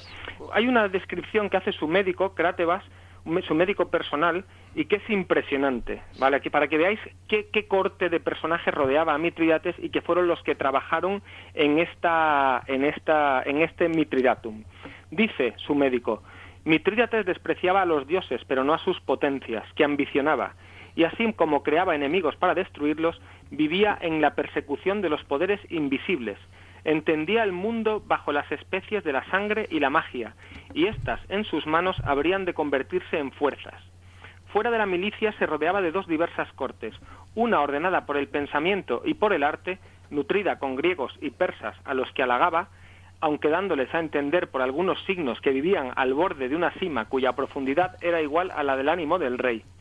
La segunda corte, maloliente, estaba formada por hechiceros asiáticos, augures sucios y sacerdotes de dioses olvidados, y a todos estos tenía respeto y temor en el fondo de su corazón. Mitrídates, aunque de cuando en cuando ahorcase a alguno, y era porque ellos tenían virtudes negras e inaprensibles, y precisamente porque no se manifestaban, estas fuerzas eran desconocidas y por tanto temibles. Fijaos qué descripción. Hombre, era un hombre de la época. Claro, esta segunda corte, que ya indagando en documentación he visto que en realidad eran un equipo de chamanes escitas, que se llamaban los Agari, tenían, entre otras cosas, un gran conocimiento del poder curativo, y curaban con mucha eficiencia las heridas de flecha, sobre todo, y las de espada.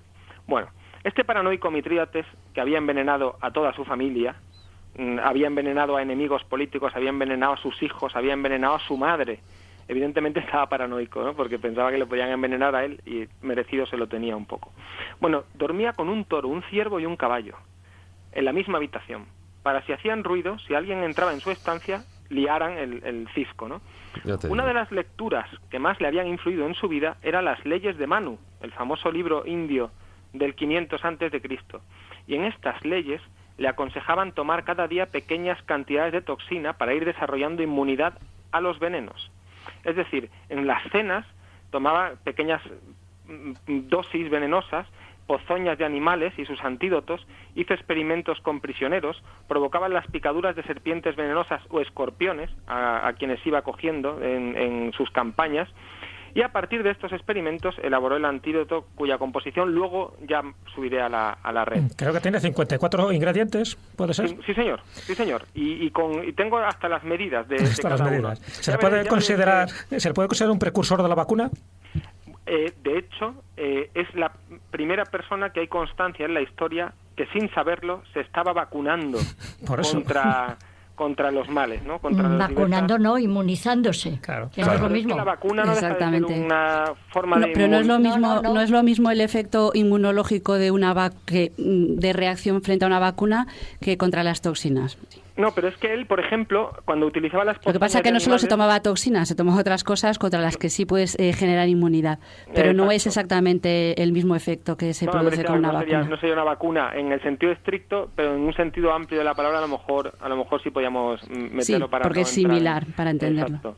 Bueno, pues para que os hagáis una idea, Galeno, el famoso médico romano, basándose en el Mitridatum, hizo unos potingues que le dio a los 3 emperadores a los que sirvió, ¿no? Que eran Vero, Marco Aurelio y Cómodo. No en vano, Marco Aurelio acabó más enganchado que Paquirrín Sí. a las cosas.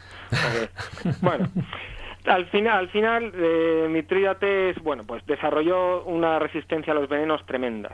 ¿Qué le ocurrió? Pues en el 63 a.C., tras ser vencido por Pompeyo, como he dicho, se encontraba refugiado en su castillo. Ya iba a rendirse, bueno, estaba completamente rendido y le quedaban sus más fieles cerca. ¿Qué hizo? Pues hizo como hizo Goebbels, envenenó a sus hijas, envenenó a sus seres más queridos, les dio para que murieran sin dolor y con un veneno, y ingirió él el veneno para evitar ser cogido prisionero y ser torturado o humillado. ¿Qué ocurrió? Que no murió. Claro. A ver, Estaba Mitridatum. tan inmunizado que no murió y tuvo que pedir a un miembro de su guardia personal que lo degollase. Total, que al final tuvo una muerte dolorosa y no consiguió... Su mayor protección se convirtió en su peor enemigo para sus últimos segundos de vida. Como detalle, no sé cómo andamos de tiempo, pero... Sí, muy justos ya. Muy justos, Muy vale, pues justos. cuento solo Antes una de que cosa. te haga Tenía- efecto el veneno, tienes muy poco tiempo.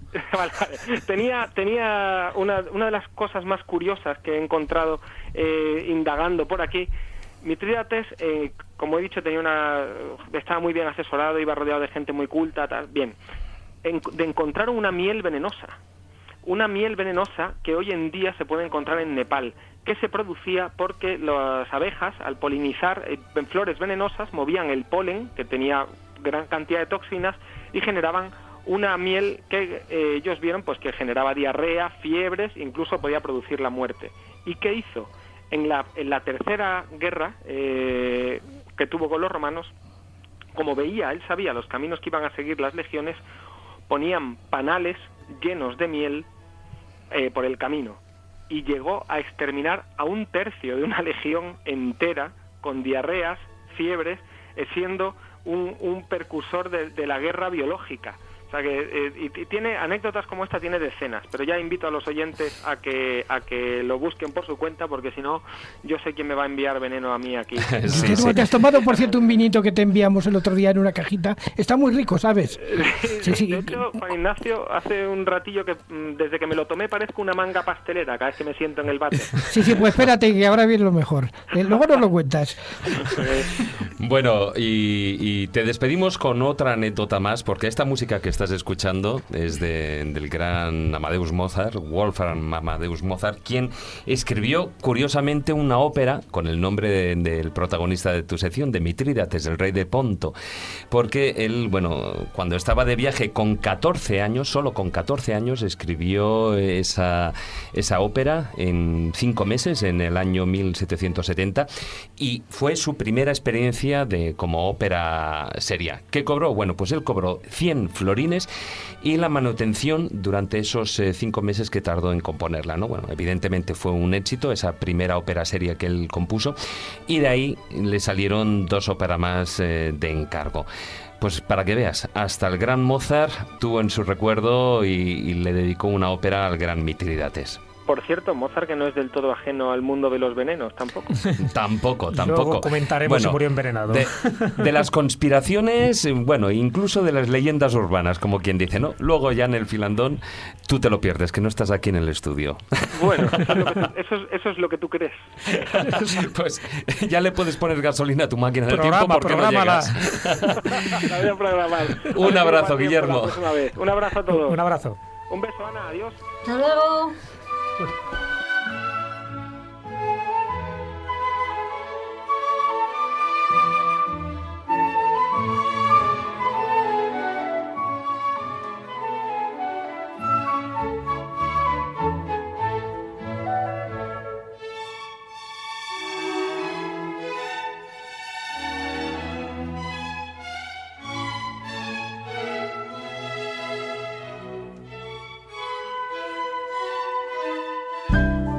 La escóbula de la brújula.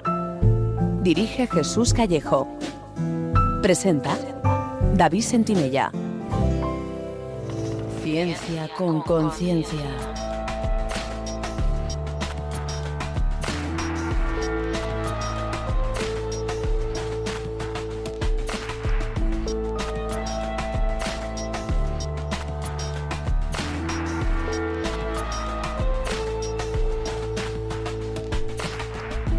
Bueno, Carmen, hemos estado hablando de una serie de venenos, de anécdotas, de circunstancias, pero a mí me hace mucha gracia eso de los asesinos de la tabla periódica de los elementos.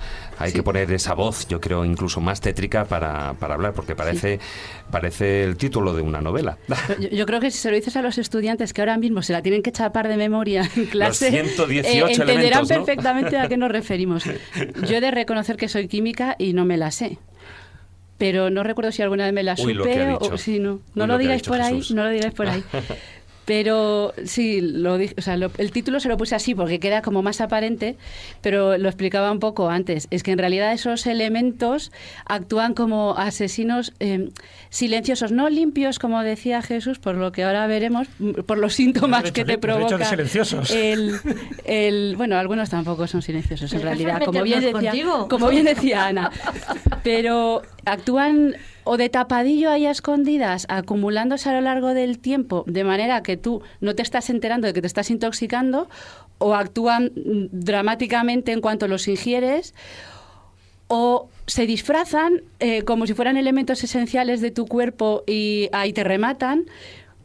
Tenemos un poco de todo. Son 118, tú lo decías antes. De esos no todos son tóxicos, obviamente. De hecho, la mayoría son inocuos. Venenosos, digamos, o peligrosos, inestables, radioactivos, serían en torno a 30. 25 son esos que yo decía, esenciales para el funcionamiento del cuerpo humano. Y de esos, unos poquitos tienen las dos características. Son muy tóxicos, pero al mismo tiempo los necesitas para vivir. Vamos a verlo rápidamente. Sí, vamos con esos, digamos, ese primer grupo que podía ser de elementos como muy venenosos, ¿no? Sí, los más venenosos, y los voy a decir rapidito porque yo creo que son los más conocidos también, por ese mismo motivo. ¿Que son unos auténticos elementos? Sí, todos. Todos los que vamos a mencionar hoy se las traen. Los elementos. Pues mira, vamos a empezar, por ejemplo, con el antimonio, que es muy tóxico, es tan tóxico como el arsénico, que veremos brevemente después, pero digamos que tenemos la suerte de que nos hace vomitar. Y nos hace vomitar, pero así a lo bestia. A ver, Jesús, esto limpio no es. En cuanto tú lo ingieres, te da una vomitona a lo bestia, lo cual está muy bien, porque eres capaz de expulsar la mayor parte de ese veneno que has ingerido, de ese antimonio que te has tomado, antes de que sea absorbido y te cause más problemas. Eso sí, una porción sí la puedes absorber y se va acumulando, y entonces te daría los efectos. La dosis fatal, así que te la tomes de golpe, serían 120 miligramos. Miligramo 1000 veces más pequeño que un gramo. Pues no es poquito, vamos. ¿Puedes pescarme lo que llamaban las píldoras eternas? Sí, después veremos alguna, yo creo. Sabes que eran píldoras de antimonio que tú las ingerías, que pasaban de generación en generación, de familia en familia, precisamente para crear, ¿no?, un reactivo en el estómago. Sí. Limpiabas todo, luego la recogías con los excrementos y la volvías a utilizar. La reciclabas, claro. Lo que se llama reciclaje. Era eterna. Bueno, pues el antimonio, si te lo tomas así, de hecho su versión más tóxica, el gas, te da dolores de cabeza, esas náuseas, los vómitos que decíamos antes, te bloquea la acetilcolinesterasa, entonces te da problemas de corazón, te puede dar arritmias y parásete el corazón. Pero bueno, este está bien porque también tienes agentes quelantes que actúan como antídoto y te puede salvar. Pero es uno de los que, y como todos, los que mencionaba yo antes, que se han usado como medicamento, y ya desde la época egipcia se usaban para tratar, por ejemplo, la fiebre o enfermedades de la piel. Y también hay referencias ya desde Dioscórides, siglo II antes de Cristo, creo, ¿no, Ana? Si no me equivoco, me lo diga. Dioscórides II antes de Cristo, yo creo, ya se me o primero perdido. antes de Cristo. Pues lo usaba para el tratamiento de úlceras o quemaduras o otras afecciones de la piel. Claro, a poquitos, digamos. Y ya en la Edad Media llegamos también, tenían ahí píldoras y vomitivos. Los primeros los usaban para curar los resfriados, los segundos para la resaca. Yo no sé si por aquí alguien lo puede necesitar. Como veneno se usaba un compuesto que se llamaba el tartrato potásico, porque era muy eficiente, era soluble en agua, con lo cual lo podías meter en cualquier bebida que quisieras, y aunque tenía un cierto regustillo metálico, era muy poquito y lo podías cubrir bien con el sabor al vino o a lo que le dieras al individuo. 5 miligramos, bueno, pues te dan ahí un poquito de sudor, te baja la temperatura corporal, 50 miligramos ya te empieza a provocar los vómitos, un poco más por encima ya te mata. Y decíamos antes de Mozart, pues recientemente creo que andan por ahí con las teorías de que se pudo morir precisamente por haberse intoxicado tomando esos medicamentos, esas medicinas que llevaban antimonio. Pero yo creo que esto lo discutiremos más adelante en el filandón. Y digo yo, ¿por qué no nos hemos muerto de pequeños con el aceite de ricino? Por las dosis, como te digo. Madre yo. Mía. El ricino, de hecho, bueno, el ricino, si te cuento yo, ese sí que es súper tóxico. Bueno, es que entonces ya me salgo de la tabla periódica y me voy a los venenos de plantas. Lo podemos dejar a lo mejor para el filandón. Que no nos da tiempo. ¿Cuándo repetimos el programa? Que yo quiero decir algo. Venga, sí, yo hablo rapidísimo y ya te toca a ti. El plomo lo conoceremos todos porque de hecho formaba parte de todo. Las tuberías, sí. Las cañerías, los maquillajes. Una dosis de 3-4 gramos, así in situ que te lo bebieras, te mataría. Sí, no digas las cantidades porque ya a partir de ahí seguro que más de uno ya está yo no sé por qué, tomando de hecho, apuntes. Por ahí me dicen que yo siempre doy recetas para matar, pero no sé por qué. No sé, en realidad. Por si acaso. Pero bueno, el plomo, las minas de plomo ya se conocen, vamos, desde hace 6.000 años o más incluso. Ya estaban ahí los mineros en el Antiguo Egipto, lo usaban en pigmentos para las pinturas. Y de hecho viene de ahí. Viene de que lo consideraban como un regalo de los dioses, les valía para todo, para los pigmentos, para los maquillajes, para todo. Y precisamente por Saturno, dios al que los romanos le dedicaban el plomo, se llama saturnismo la enfermedad, como decía. El dios de la muerte. Como decía Juan Ignacio. También se usó como medicina, como todos, como... cataplasmas para las afecciones de la piel, lo mismo. El polvo de Saturno para tratamiento de tuberculosis o asma. Hay otro, por ejemplo, porque yo recuerdo que antes teníamos todos los termómetros de mercurio y llega un momento en el que se prohíbe, porque es tóxico. Por si en caso de que se rompa, un niño lo puede ingerir. Pues fíjate que el mercurio líquido es el menos tóxico. Más tóxico sería respirarte los vapores de mercurio o las versiones orgánicas del mercurio que llevan, por ejemplo, metilos, que esas pueden entrar hasta el cerebro y ahí transformarse en mercurio inorgánico, acumularse y causarte daño cerebral permanente por el problema de que para la división celular. Es por eso. Pero el mercurio líquido realmente es el menos tóxico, porque también, aunque se absorbe por la piel, no se absorben las cantidades suficientes. Pero se usó también como medicamento para la sífilis. Y tenemos personajes como Enrique VIII, Iván el Terrible, que se lo tomaron por ese motivo. También se habló del caso de Napoleón, que tenía en el pelo niveles elevados de mercurio, pero no se cree que fuera este el que lo mató, sino el más famoso arsénico. Otro de los venenos, y que de hecho ha tenido tradición literaria, es el talio, que yo creo que a lo mejor es menos conocido, pero sin embargo Agatha Christie lo mete como el asesino en una de sus novelas. Saddam Hussein. Y Saddam Hussein lo usó para quitarse del medio a todos sus opositores. Y la KGB y la CIA. Exactamente. También, sí, la CIA lo tenía como plan para matar a Fidel Castro. ¿Por qué? Los calcetines. Pero era por un motivo muy concreto del talio, y es que te hace caer el pelo. De hecho, el talio sería un veneno muy fácil de detectar por eso, porque lo primero que pasa es que se te cae el pelo, y de hecho se usaba como cremas depilatorias en la antigüedad.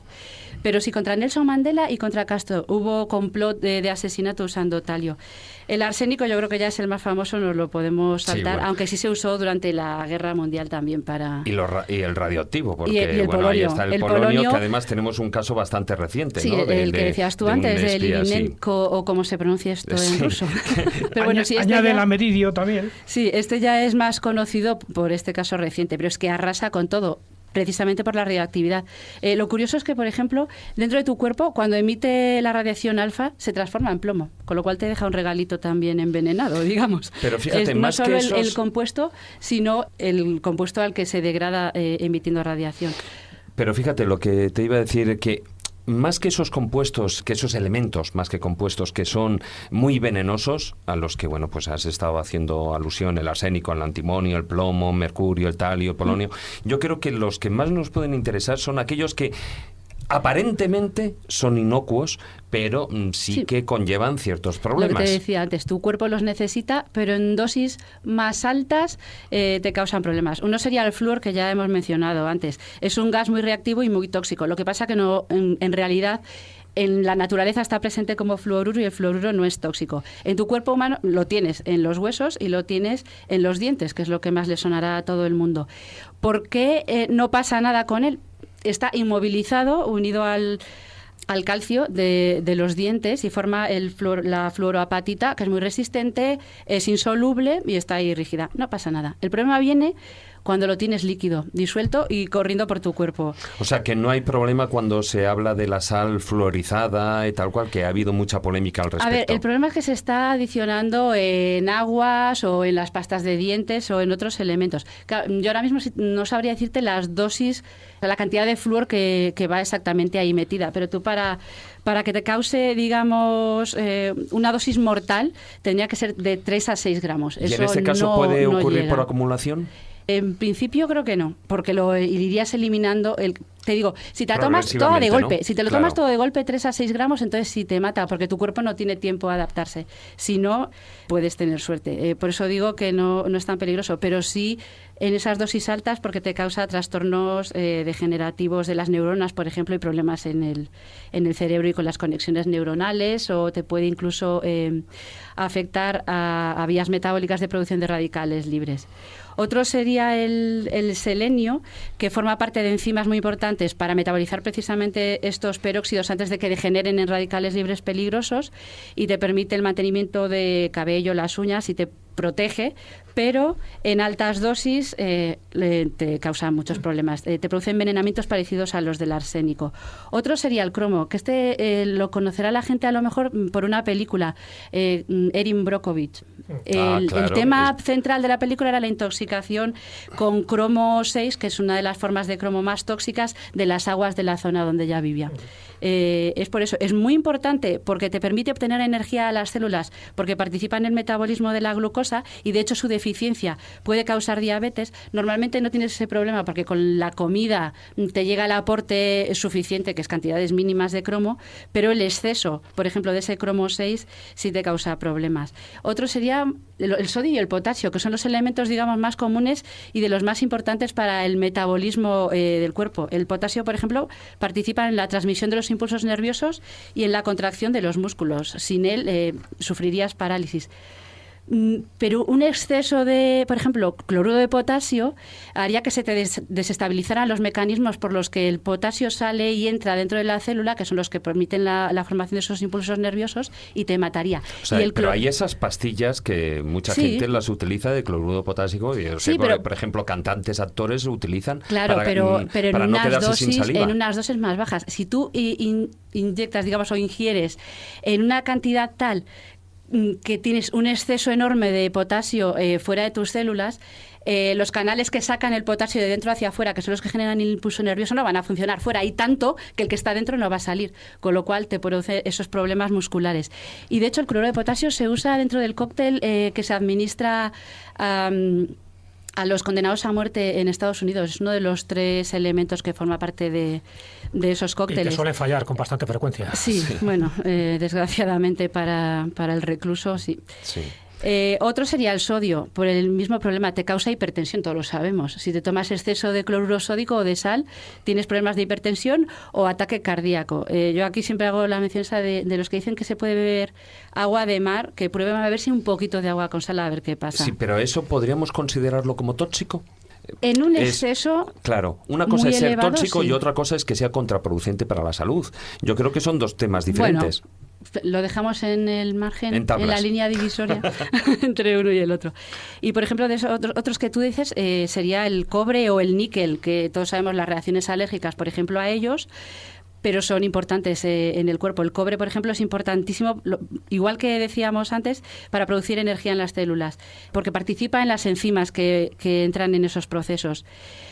Si no lo tienes, tienes problemas. Si lo tienes, te causa enfermedades. Si lo tienes en exceso, te produce, pues por ejemplo, diarreas, vómitos, piel amarilla, ictericias. Y la inhalación de vapores, por ejemplo, de cobre es muy tóxico y genera enfermedades.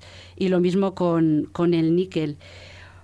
que el níquel de hecho se mimetiza, era uno de estos que decíamos antes, es muy similar por tamaño al zinc o al magnesio, y los puede sustituir en aquellos procesos metabólicos importantes o en las enzimas en las que participan, y de esa manera te genera muchos problemas, porque aunque son parecidos en tamaño, no funcionan igual y te generan muchos problemas. Es de esta manera como estos elementos suelen provocar la toxicidad o envenenarte, fundamentalmente. Pues aquí dejamos, porque yo creo que, mira, la mitad ya a Maese Cuesta ya lo tenemos medio mareado. No sé si por el vaso de agua que estaba tomando. Yo creo que debe ser por esa jarrita de agua que yo traje al principio del programa, ¿sabes? Sí. Y mandándole, que os la he ofrecido a todos. Y mandándole vinos a Guillermo. Sí. Yo creo que se equivocó de vino. El tóxico se quedó él. Claro, yo es que traía los incoloros e insípidos. E inodoros. También, bueno, pues los que menos notas. Dejamos aquí la sección y ya nos enfrentamos de lleno, porque Ana, ya a nuestra invitada la tenemos subiéndose por las paredes. No, lo que pasa es que ya no sé lo que... Ya lo habéis contado todo. Simplemente os voy a decir una cosa. No, perdona. ¿Qué? Os voy a decir que si estuvierais en Atenas, estaríais todos condenados a muerte, porque prohibieron hablar de venenos, para que el pueblo sin educación no matase con ellos. Así que ala. A la nos va a tocar la cicuta como a Sócrates, ¿no? Ya que estamos así, vamos a terminar de condenarnos en el filandón de a continuación.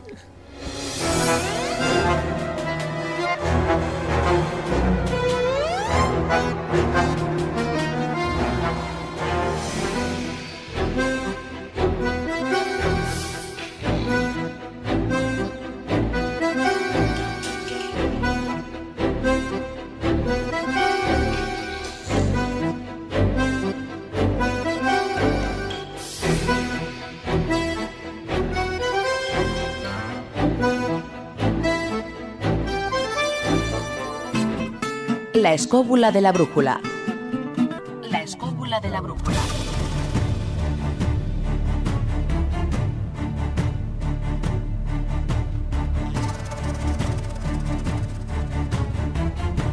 Comienza el filandón.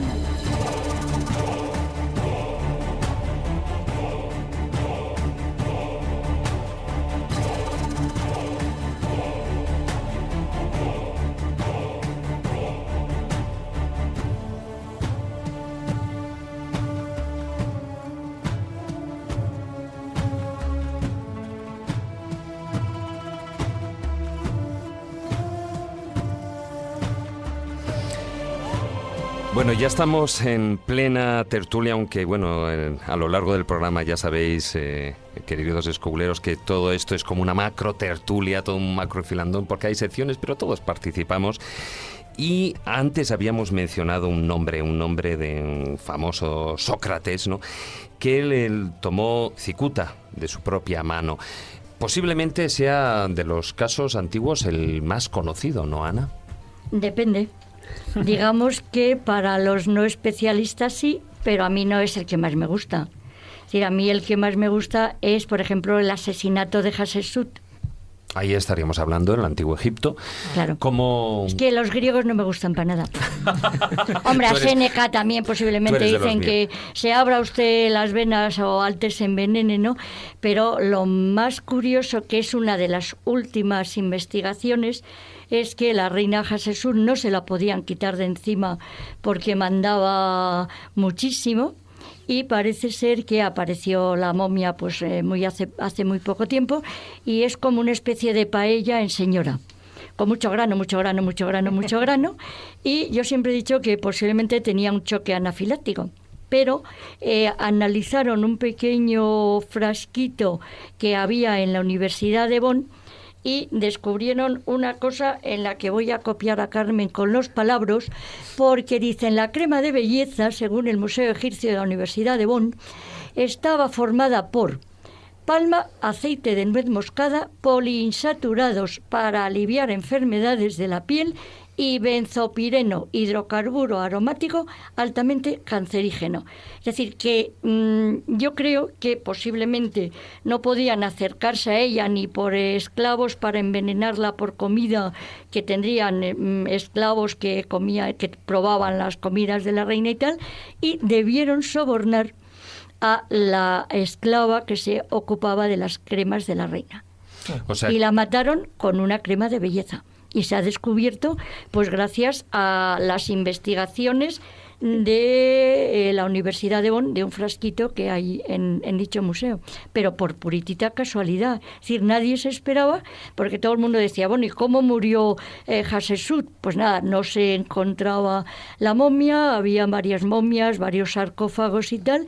Y fijaros la sorpresa cuando un frasquito con el nombre de Hatshepsut analizaron hace pues muy poquitos años estos elementos y descubrieron que era un veneno que produce posiblemente un cáncer. Y la pobre murió porque le afectó a los pulmones y se murió ahogada. Bueno, pero como una paella y ahogada. Tenía muchos enemigos y al final, bueno, y eso que reinó bastante, ¿no? Creo que hasta 22 años. Pero en tu novela, El Sol Negro, la venganza de Nefertiti, mencionas muchísimos venenos. Qué bien me lo pasé.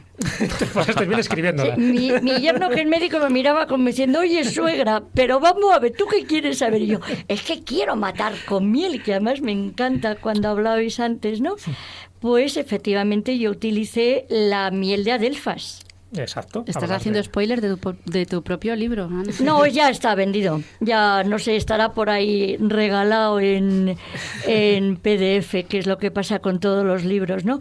Yo voy a hacer propaganda de mi mejor libro, que es Hablando de Mitrídates. Sí. Tuve que hacerme en el siglo IV antes de Cristo, cuando escribí el libro de Grecia en el siglo IV, Alejandro Magno, el helenismo y tal, me tuve que hacer un programa solo de envenenados y asesinados, porque tenías tantos que eran muy pocos los que morían en la cama.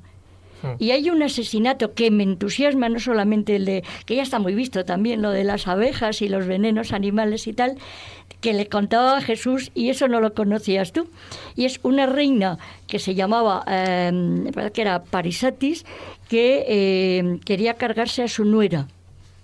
Y un esclavo partió la comida, o sea, la nuera no se fiaba de la suegra de la nuera, y dijeran, pues el pollo lo comemos las dos, o nos morimos las dos, o nos curamos las dos, o no nos morimos, ¿no? Y entonces la reina madre compró al esclavo que servía la comida para, con medio cuchillo envenenado, que es el que correspondía a su nuera, y el suyo que no. Con lo cual se murió la nuera y se quedó la reina madre viva. Eso nunca lo había oído. Hay que contárselo a Carlos para que pregunte a ver si hay espadas que matan por un lado sí y en otro no. Invento persa. Es muy curioso. No, bueno, es curioso, ¿no? Porque de hecho siempre se asocia es una idea. Las abejas a la miel como uno de los alimentos, ¿no? Con más proteínas, pero que tengan ese veneno es novedoso. Y hablando de la adelfa, vamos, yo es que estoy horrorizada porque las tengo en mi jardín. Entonces cada vez que veo una adelfa digo, por el amor de Dios, quitar eso, que no, que es muy ornamental. Pero no solamente la adelfa, el geranio, las calas, todo lo que tenemos en casa. O sea, tú le pegas un mordisco a un geranio y te quedas tieso. La Diefenbachen, por ejemplo. Es muy exactamente, la Diefenbachia. Pero hay una cosa que es fundamental. Hay un té de adelfa que las señoras judías utilizaban en Sagunto, que se llama gotot. Es decir, que si alguna quiere envenenar al marido, ni mata ratas, ni mata hormigas, estas ordinarieces que todo el mundo lo conoce, yo, cariño, tú estás malito, te doy una infusión, le metes un trocito de adelfa, y dice, pobrecita la viuda. Después me decías a mí, David, pero Ana... Yo qué sé, no. Hay una anécdota muy conocida, que es que cuando los franceses, que no conocían las adelfas ni sus propiedades, llegaron durante la Guerra de la Independencia a las iglesias, que estaban todas adornadas con adelfas, las metían para calentarse por la noche y algunos murieron de las intoxicaciones del humo de la adelfa. Que ganaron la guerra, no los españoles, sino las adelfas. Que así maté yo a los hititas en mi novela. Un asado de chuletas en Damasco y cascaron todos. En tu novela también mencionas la cicuta, que es como el arma para cargarse a los filósofos, ¿no? Sócrates y Séneca acabaron su vida con la cicuta, aparte de abrirse las venas también. Pero hay uno maravilloso, que es la maravillosa Livia, que son los cotilleos. Claro, todo lo que estamos contando de historia antigua es como el Ola, pero en romano que yo cuento, es decir, no hay ninguna fuente, ¿no? Pero Livia estaba hasta las narices de Augusto, que debía ser un tío pesado, y Augusto tenía una precaución tremenda, no comía nada que no estuviese, pues fuese natural, y sobre todo los higos. Claro. Y entonces, ¿qué pasa? Que Livia debía tener una aguja hipodérmica y los higos marcados, porque decía higo venenoso, higo no venenoso. Entonces engañó a Augusto, le dijo, mira cariño, qué higo más bueno. Ella se comió uno sin envenenar y parece ser que Augusto se murió con eso. Qué mala era, ¿verdad? Bueno, así lo relata Robert Graves en su magnífica novela. Pero bueno, ahora un inciso nada más para decir que ya que hemos nombrado a Séneca, la aportación de Marcos Carrasco a este lugar, que subiremos a la web, que son 4 cuadros en los cuales en los 4 se ve a Séneca en el estado de toma de la cicuta en diferentes momentos. El primero pertenece a Manuel Domínguez Sánchez, que está en el Museo del Prado. El segundo, que es magnífico, con unos claroscuros verdaderamente dramáticos, que es La muerte de Séneca, de Peter Pablo Rubens. Luego un tercero de Luca Giordano, que es también bastante dramático en su concepción, porque ambos tres son cuadros de corte renacentista. Y luego una ilustración medieval sobre Séneca dentro de una tina de madera en ese acto de su propia muerte. Entonces, Séneca, que murió por la cicuta, efectivamente. No, el otro, vamos a ver, son 2 señores, el Séneca, que es el romano, y el otro, que es el Sócrates. Que efectivamente. Sí, pero los dos ingenian cicuta, ¿eh? Sí. No te preocupes, porque hay un lío que todos empiezan con solamente eso. quería decir que esta es la aportación que Marcos, que no ha venido hoy, nos ha hecho y que subiremos a la web para que podáis admirarla. Bueno. Lo que pasa es que al Séneca, como era muy pesado, dice, primero me corto las venas y luego por si pues me enveneno. Ya. Sí, porque veía que no moría claro. Y prefería morir antes de ser ejecutado por Nerón, que era peor todavía. Y luego, cuando hagamos otro programa, yo quiero hablar de los antivenenos, que hoy estamos muy malas, y luego tenemos que hablar de cómo se cura este lío, porque si no, con tanta diarrea esto va a quedar muy sucio. No, desde luego. Ana, de todas maneras, el programa da mucho de sí. O sea, no el programa. Los venenos. El tema, sí, ríete, Jesús, porque me estoy liando como la pata de un romano. Está nervioso, a ver qué le hemos hecho. Tenemos muchos venenos aquí, ¿a cuál elegir? Es que David ha sido el más listo, se trajo su propia botella, se ve que no se fiaba de mi jarra. Sí, bueno, no lo sé. Bueno, a lo que iba, que me estáis liando. ¿Sabéis de dónde viene el chocar las copas de vino? Porque se mezclaban los vinos y decían, si te mueres tú, me muero yo. O sea, que hasta el brindis viene del tema de los venenos. Bueno, me gustaría seguir también en Egipto, porque tú has mencionado Hatshepsut. Al menos Vox Populi, si hay una reina famosa en Egipto, que no la más importante, pero sí una muy famosa, es Cleopatra. Cleopatra siempre se ha considerado que murió por la mordedura de una aspid. Luego parece ser que ha habido datos contradictorios al respecto, incluso que si fue realmente envenenada y no por una aspid. No, el problema es que cuando no hay datos, pues todos son imaginaciones. Es decir, la cuestión es que incluso en la famosa tiriaca de Mitrídates que hablabais antes, pues uno de los componentes es el veneno, pero no solamente el veneno de serpiente, sino también el veneno del pez globo. Sí, hay venenos, y incluso hay ranas venenosísimas, ¿no? El caso es que de la muerte de Cleopatra no se sabe nada. Es decir, Claro. Que se puede uno inventar eso, lo otro y lo demás allá. Un poco en parte viene por esa famosa tragedia de Shakespeare, ¿no? De Antonio y Cleopatra, donde incluso muere por 2 picaduras, o sea, es también por la y que la metieron en una cesta de higos. Que claro, de ahí viene un poco también, ¿no? Y además dice que uno la pica en el brazo y creo que otra la pica en el pecho. Y yo tengo en mi casa un áspid del desierto disecado, que me regaló un amigo mío. Pero disecado. Hombre, claro. Hombre, no creo que me lo traiga vivo, pero vamos, un día de esto. Sabes que hay una última teoría de Christopher Schaffer, un profesor de historia antigua en la Universidad de Trier, que según él, Cleopatra murió como consecuencia de beber una mezcla de venenos y no de la mordedura, ¿no? Sí, pero el problema, repito, es que cuando no hay datos, cualquier cosa se puede decir. Válida, ¿no? Y sobre todo cuando no se ha encontrado el cuerpo.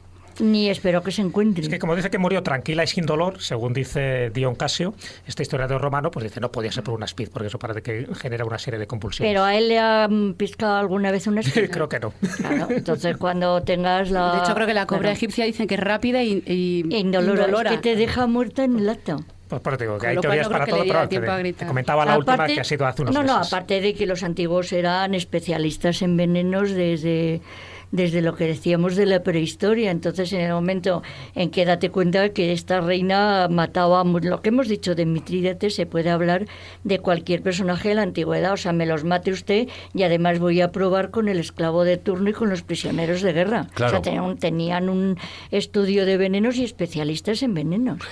Y me gustaría remontarme un poquitín más atrás, incluso en la época de Mesopotamia. En aquella época también existían el uso o la costumbre de esos catadores. Hombre, claro, pero aparte de que tenían la diosa de los venenos, que era Gula. Es decir, la misma que curaba era la misma que mataba. Y luego uno de los grandes sitios donde se ha encontrado el uso de venenos es en la tumba de la reina Puabi, de la tercera dinastía de Ur, que es maravillosa, tiene cerca de 100 personas muertas. Y entonces, además muertas y colocaditas, y además rematadas. Y al lado de los cadáveres de esas personas, sobre todo las 20 y tantas doncellas que la acompañan, están los vasos de oro en los cuales tomaron el veneno para adormecerse y morir con la reina. Es maravilloso, es uno de los asesinatos rituales más conocidos, por eso, por la espectacularidad de los hallazgos de oro que hay. Y si vais al British, está uno de los cráneos de estas sirvientes de Puabi, están reconstruidos allí, las joyas que llevaba Puabi, que además era reina ella, porque no existe el marido. Era una de las pruebas de que la mujer sí fue reina antes de los hombres, que es muy curioso. Pero has mencionado muerte ritual. Muerte ritual por veneno. Es decir, primero se envenenaban y se piensa que se envenenaban en la tumba o se envenenaban antes y luego las morían, las metían dentro de la tumba, porque también se ha descubierto que llevaban un agujero en el cráneo de un golpe y además están los martillos también en la tumba, con lo cual posiblemente se adormecían, se autosacrificaban voluntariamente, claro, para por lo cual acompañar no eran a la reina. asesinatos, no eran asesinatos. Hombre, se llama asesinato ritual de te matas o te matas. Ya. Pues me mato servidora, es decir, a Séneca le mataron o se mató, claro. Pues te matas o te mato, ¿no? Entonces es el autosacrificio, pero luego es un asesinato ritual, es un sacrificio ritual a los dioses para acompañar a la reina, claro. Ya que citas los Con dioses, veneno. Ana, la verdad es que cuando se menciona a los dioses, que es verdad que muchos de estos asesinatos eran una especie como de ordalías, ¿no? Donde un poco se ponía como testigo a la divinidad de turno. Hay una que tú mencionas además con frecuencia en algunos de los cursos de veranos que has dado en la UNED, que es Hécate. Hécate, esta diosa, ¿no?, que tan pronto te puede curar como te puede matar. Y además muchas de estos árboles o de estas plantas ponzoñosas, pues de alguna forma las tiene una cierta dedicación, como el tejo, ¿no? Y ya se ha utilizado y lo hemos comentado pues para emponzoñar algunas flechas. Hécate tenía ese poder ambivalente, tal como nos lo cuenta la historia, y que luego los griegos también se lo apropiaron. Hombre, claro. Hécate fue una gran diosa. El problema de los griegos, que son unos copiones de Oriente, y lo que hacen es manipular los mitos, que es una de las conferencias que yo voy a dar uno de estos días. Entonces lo que hacen es que las grandes diosas que les molestan, estamos en una civilización patriarcal de señores, cuando hay una señora que mandan, tienen que denostarla, tienen que degradarla, y es lo que hacen con estas grandes diosas, y sobre todo con Hécate. Es benigna, es la Hécate de Esmirna, que es la diosa de la vida, de la tierra y de la muerte. Al mismo tiempo es del cielo, de la tierra y del inframundo. Y luego, cuando viene a Occidente, se la mezcla con el mito de la Artemis Efesia, y tenemos diosas diferentes, cuando en realidad es todo un arquetipo de la mujer que manda, que es tremendo, y además que domina la vida, la muerte, la fertilidad, la fecundidad, y que encima es la señora mayor que tiene al amante inmortal, al que resucita solamente una vez al año, sí, la fecunda, y luego lo vuelve a dormir porque está hasta las narices de que le ponga los cuernos con jovencitas.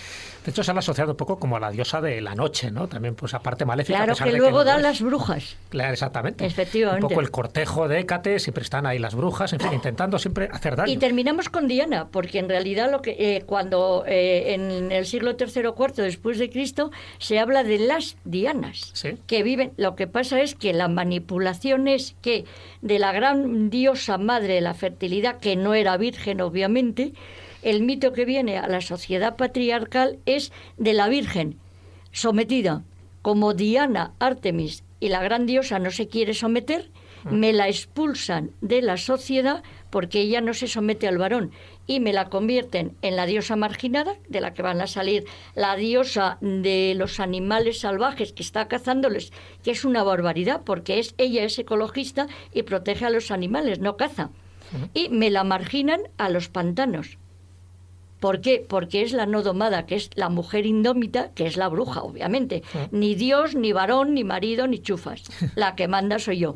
Pero es verdad que a Hécate siempre se la ha vinculado con los venenos, con los alucinógenos y en concreto con la belladona, con la mandrágora, con el acónito. Es decir, siempre ese carácter, ¿no? Un poco de que te puede matar o te puede sanar. Pero aparte hay una cosa, que al ser extranjera, lo que hacen a los griegos y a los romanos no les gustaba tener personajes propiamente de su civilización que fuesen malos. Y entonces todo lo malo venía o de Oriente, como era esta famosa Hécate, que hay mucha, la Hécate de Esmirna, y venían también de Tesalia. Las grandes adivinadoras griegas nunca son de ese ambiente de la Hélade, que es muy amplio, que Grecia sabes que no existió, sino que las malas siempre son las extranjeras. Claro, la enemiga... El otro, siempre es el otro, ¿no? Efectivamente, nosotros somos muy buenos, claro. Y en cambio Hécate, Hécate, Medea son unos personajes maravillosos. De hecho se la asocia, ¿no? Al final a Medea, ¿no? Claro, es toda la familia de las hijas del sol. Y que practicaban la brujería. Claro. Obviamente, pero es que no es la brujería, es decir, son grandes hechiceras, grandes magas, grandes mujeres, y date cuenta que el problema de la mujer siempre ha sido que somos las que tenemos los embarazos, los partos, la menstruación, que las que estamos siempre malitas, que somos las que tenemos los problemas. Cuando una mujer se queda preñada, la que tiene que abortar porque la echan de la tribu es la mujer. Entonces, ¿a quién recurres? Tienes que recurrir a esa hechicera, a esa herbolera o a esa mujer que te ayuda. Entonces, claro, todo eso, si lo metes en el contexto político y económico, es políticamente incorrecto, con lo cual está apartada de la sociedad, ¿no? Es todo un complejo de manipulación de todas las creencias y todos los contextos sociopolíticos y económicos, que es la matriz de la mujer que hay que tener controlada. Sí, bueno, ya como puedas. Lo comentamos Somos en su momento, vacas para parir, cuando simplemente. te tuvimos aquí en la escóbula para hablar del sexo en la antigüedad, también salió un poco... Vaca con perdón. De ahí viene la relación entre la palabra castidad, el concepto castidad, y casta. Sí. Casta. Uy, no hables de la casta, que últimamente sí, es levantan pollas eso. No, sin entrar en temas políticos, ¿no? Sí. Ana, ya que estamos con el tema mitológico, yo creo que hay otro ser mitológico muy asociado a los venenos, que es la gorgona. Se hablaba favorita. de que su sangre también tenía ese poder terapéutico y a veces ponzoñoso. Incluso se la ha representado de distintas maneras. A veces cuando caía esa sangre, ¿no?, de su cabeza se pensaban que eran barbas, y no, es la representación de la sangre. ¿Qué poder tenía la sangre de la gorgona, aparte de su mirada que te dejaba petrificado? ¿Cuánto tiempo? ¿Cuánto tiempo? O sea, solo 3 horas. Solo 3 horas. Bueno, Gorgona es un personaje inventado de los egipcios, directamente viene del dios Bes, es el gran talismán del mundo antiguo porque tiene 9 elementos mágicos. Inventado por los griegos, porque en mi teoría era una princesa de Occidente a la que le roban directamente el jardín de las Hespérides, los oros, todas estas cosas. ¿Qué es lo que pasa? Que le roba el novio a Atenea, y Atenea, es una de las cosas que yo en un congreso de estudios fenicios dice, o sea, a la pobre Gorgona me la violan, encima me la convierten en monstruo y le cortan la cabeza. Esto está manipulado por los maravillosos griegos, que todos se lo inventan. ¿Cuál es el mito de Gorgona? Que tiene, cuando le cortan la cabeza, tiene la vena, una vena, la sangre que sale por unas venas cura, y otra parte de la cabeza envenena. ¿Pero por qué? Porque esa sangre que está saliendo de la cabeza cortada de Gorgona está infectada por el veneno de las serpientes que forman su cabellera. Es decir, el elemento mágico de Gorgona es el nudo mágico que lleva debajo de la barbilla, los ojos que petrifican, la boca abierta por la que sale una lengua fálica que hace la vagina, sería la boca, y los cabellos que forman su cabellera. ¿Qué pasa? Que tan pronto sana como mata. Es la ambivalencia que hablábamos de ese veneno. Un veneno sirve para curar y otro para matar. Y de hecho la sangre de Gorgona y estar impregnada, la túnica que le dan Neso a Heracles, es el que mata a Heracles que muere con el primer veneno transdérmico de la historia, que es el veneno de Medusa, que impregna la túnica. Bueno, os he contado algo que no sabía. Perfectamente resumido en 2 o 3 minutos. O sea, genial, porque la verdad que, como ves, el mito tiene mucha chicha, ¿no? Tiene precioso, es un mito maravilloso y encima que es una señora andaluza guapísima. Así que, ole mi chica guapa. Ahora, era andaluza, ole. Sí, señor, claro, la princesa de Occidente. Yo creo que era una reina pre-romana, no tartésica, porque Tartesos no existe, sino que los griegos vienen a robarle el oro al jardín de las Hespérides y a esas reinas que había en España, que está el tesoro del carambolo, porque lo que tenemos en España son grandes señoras con unos collares impresionantes, que son las sacerdotisas que luego conocemos en el Cerro de los Santos, ¿no? ¿Y cómo está conectado este tema que estabas comentando ahora, el tesoro del carambolo, Tartesos y todo esto, con el mito de Tanit? ¿Qué Tanit? La cartaginesa de Ibiza, vamos a ver, de Esculleram, y de alguna manera también a la que sacrificaban niños. Era esposa de Bes, vamos. No. Bes era una especie de vamos a ver, Tanit no existe. Tanit se llama Pene de Baal, es la diosa cartaginesa que se llama TNT, que no se sabe quién es. Esto suena a dinamita, ¿no? TNT. Sí, exactamente, es la diosa de la TNT. Lo que pasa es que, como son civilizaciones que van por pisos, ¿me explico? Medusa y las reinas prerromanas son de otra civilización, de esa famosa Tanit, de la maravillosa cueva de Escullerán, donde no sé si cuando estuviste estaba el potaje que todavía se utiliza en los ritos. No, ese día no estaba nada más que las ofrendas que aún le siguen dejando. Efectivamente, y yo me encontré una cosa que no sé si tú te encontrarías. Tenemos una pugna, que a ver quién ha encontrado lo más impresionante. Un ramito de azahar manchado de semen. Lo tengo en mi casa, gordo. ¿Y eso cómo lo interpretas? Un culto a la fertilidad. Es decir, las novias es un símbolo de la pureza. Ya, pero van a ofrecer su virginidad con el potingue mágico a la cueva de Tanit todavía. Es evidente que todavía saca la guitarra y lo cantamos.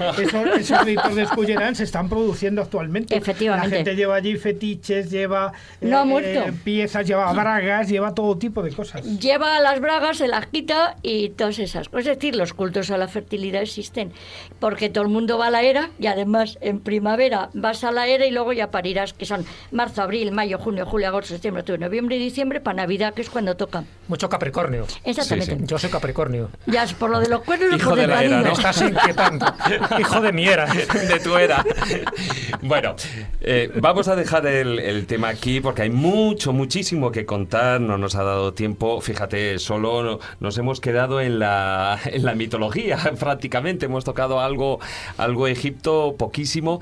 Y bueno, nos queda Grecia, el Clastidium Roma, Plasmodium, ya os contaré. En la Edad Media, sí. Bueno, nos queda muchísimo y por todo eso, pues evidentemente te emplazamos a esta segunda parte que ya anunciamos, pues, que emitiremos la semana que viene, porque evidentemente, Ana, esto da para mucho y aquí el tiempo no se para, ¿eh? Dímelo a mí, que llevo 5 años con los venenos. Quiero hablar. ¿Quieres hablar de venenos? Me encanta. Oye, hoy te hemos dejado poquito, sí. El aperitivo para que la semana que viene esto ya sea todo un macrofilandón largo y tendido. Me traeré la chuleta, ¿eh? Sí, bueno, tráete, hombre, te puedes traer la chuleta, el vino y aquí nos el botamos. Vino venenoso, uno venenoso. Bueno, entonces no. Bueno, dime. Ana Vázquez Ois, muchas gracias por haber estado esta noche aquí con nosotros. Ya, bueno, pues por supuesto te esperamos aquí la semana que viene. A vosotros es un placer y seguiremos hablando de venenos, aunque lo prohíban los griegos. Maese, muy buenas noches.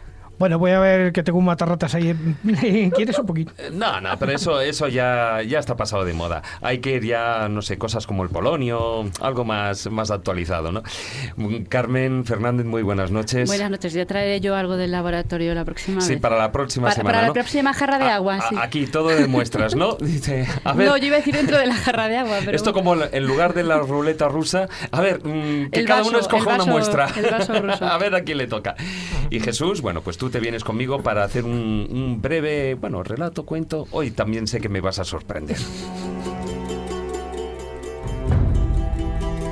Historia, leyendas, misterio, lugares mágicos. La escóbula de la brújula.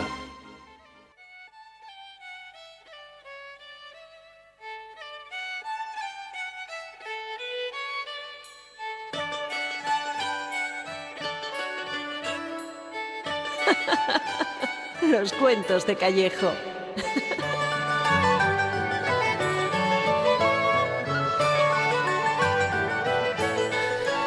Bueno, Jesús, cuando decía que ibas a sorprender, pues hoy era un día especial porque sé que hay un autor del cual tú eres un fiel seguidor de sus libros, de su filosofía, y que nos dejó esta semana pasada.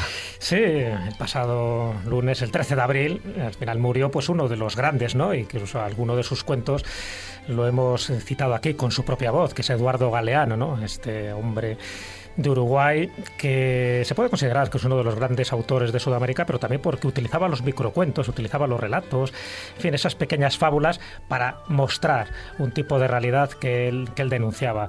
El libro más conocido posiblemente sea Las venas abiertas de América Latina, pero yo me quedo con el libro de los abrazos, ¿no? Que está también lleno de pequeños párrafos, de pequeños cuentecitos y sobre todo de reflexiones, ¿no? Yo creo que lo bueno que tenía Eduardo Galeano, aparte de esa voz que ahora escucharemos, de esa voz profunda que te llegaba directamente al corazón, es que ponía el dedo en la llaga de determinadas cuestiones. Una de las cosas que a él le contaron una vez cuando él dio una charla y que le llamó mucho la atención, ¿no? Y por eso yo lo cito aquí, decía que parece que tenía un ojo puesto en el microscopio y otro ojo puesto en el telescopio, es decir, veía las cosas pequeñas y veía las cosas grandes. Un poco para recordarle, como este pequeño homenaje, si os parece, vamos a poner unas pequeñas reflexiones de Eduardo Galeano, donde cada frase, cada palabra tiene una enjundia especial, y más ahora que sabemos que nos ha dejado. Desde luego que sí. Vamos a El mundo no está hecho de átomos, el mundo está hecho de historias. Yo creo que sí, que el mundo debe estar hecho de historias, porque son las historias que uno cuenta, que uno escucha, que uno recrea, que uno multiplica. Son las historias las que permiten convertir el pasado en presente, y las que también permiten convertir lo distante en cercano, lo que está lejano en algo próximo y posible y visible. El mundo es eso, reveló. Un montón de gente, un mar de fueguitos. No hay dos fuegos iguales. Cada persona brilla con luz propia entre todas las demás. Hay fuegos grandes y fuegos chicos y fuegos de todos los colores. Hay gente de fuego sereno que ni se entera del viento, y hay gente de fuego loco que llena el aire de chispas. Algunos fuegos bobos, no alumbran ni queman, pero otros arden la vida con tantas ganas que no se puede mirarlos sin parpadear, y quien se acerca se enciende.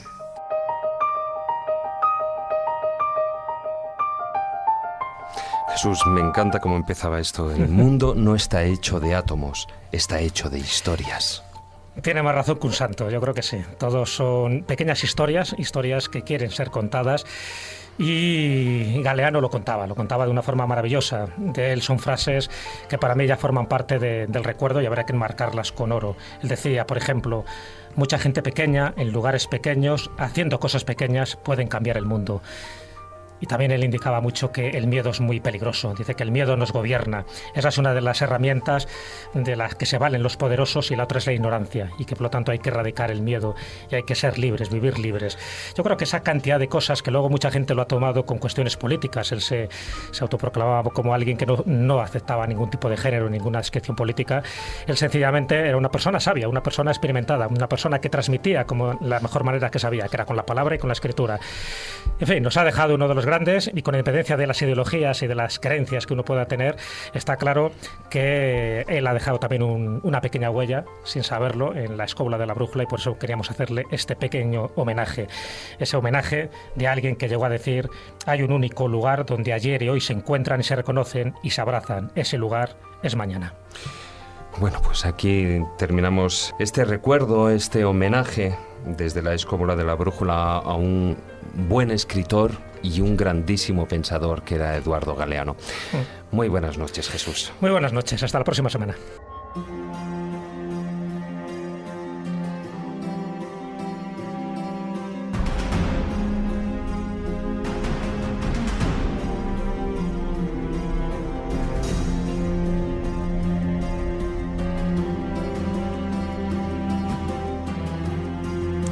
Queridos amigos, aquí finalizamos el programa por esta semana. El tiempo no nos da más, pero por supuesto que os emplazamos para la próxima semana, en la que continuaremos, en la que haremos esa segunda parte de Venenos, Conspiraciones, con nuestra invitada, con Ana Vázquez Ois.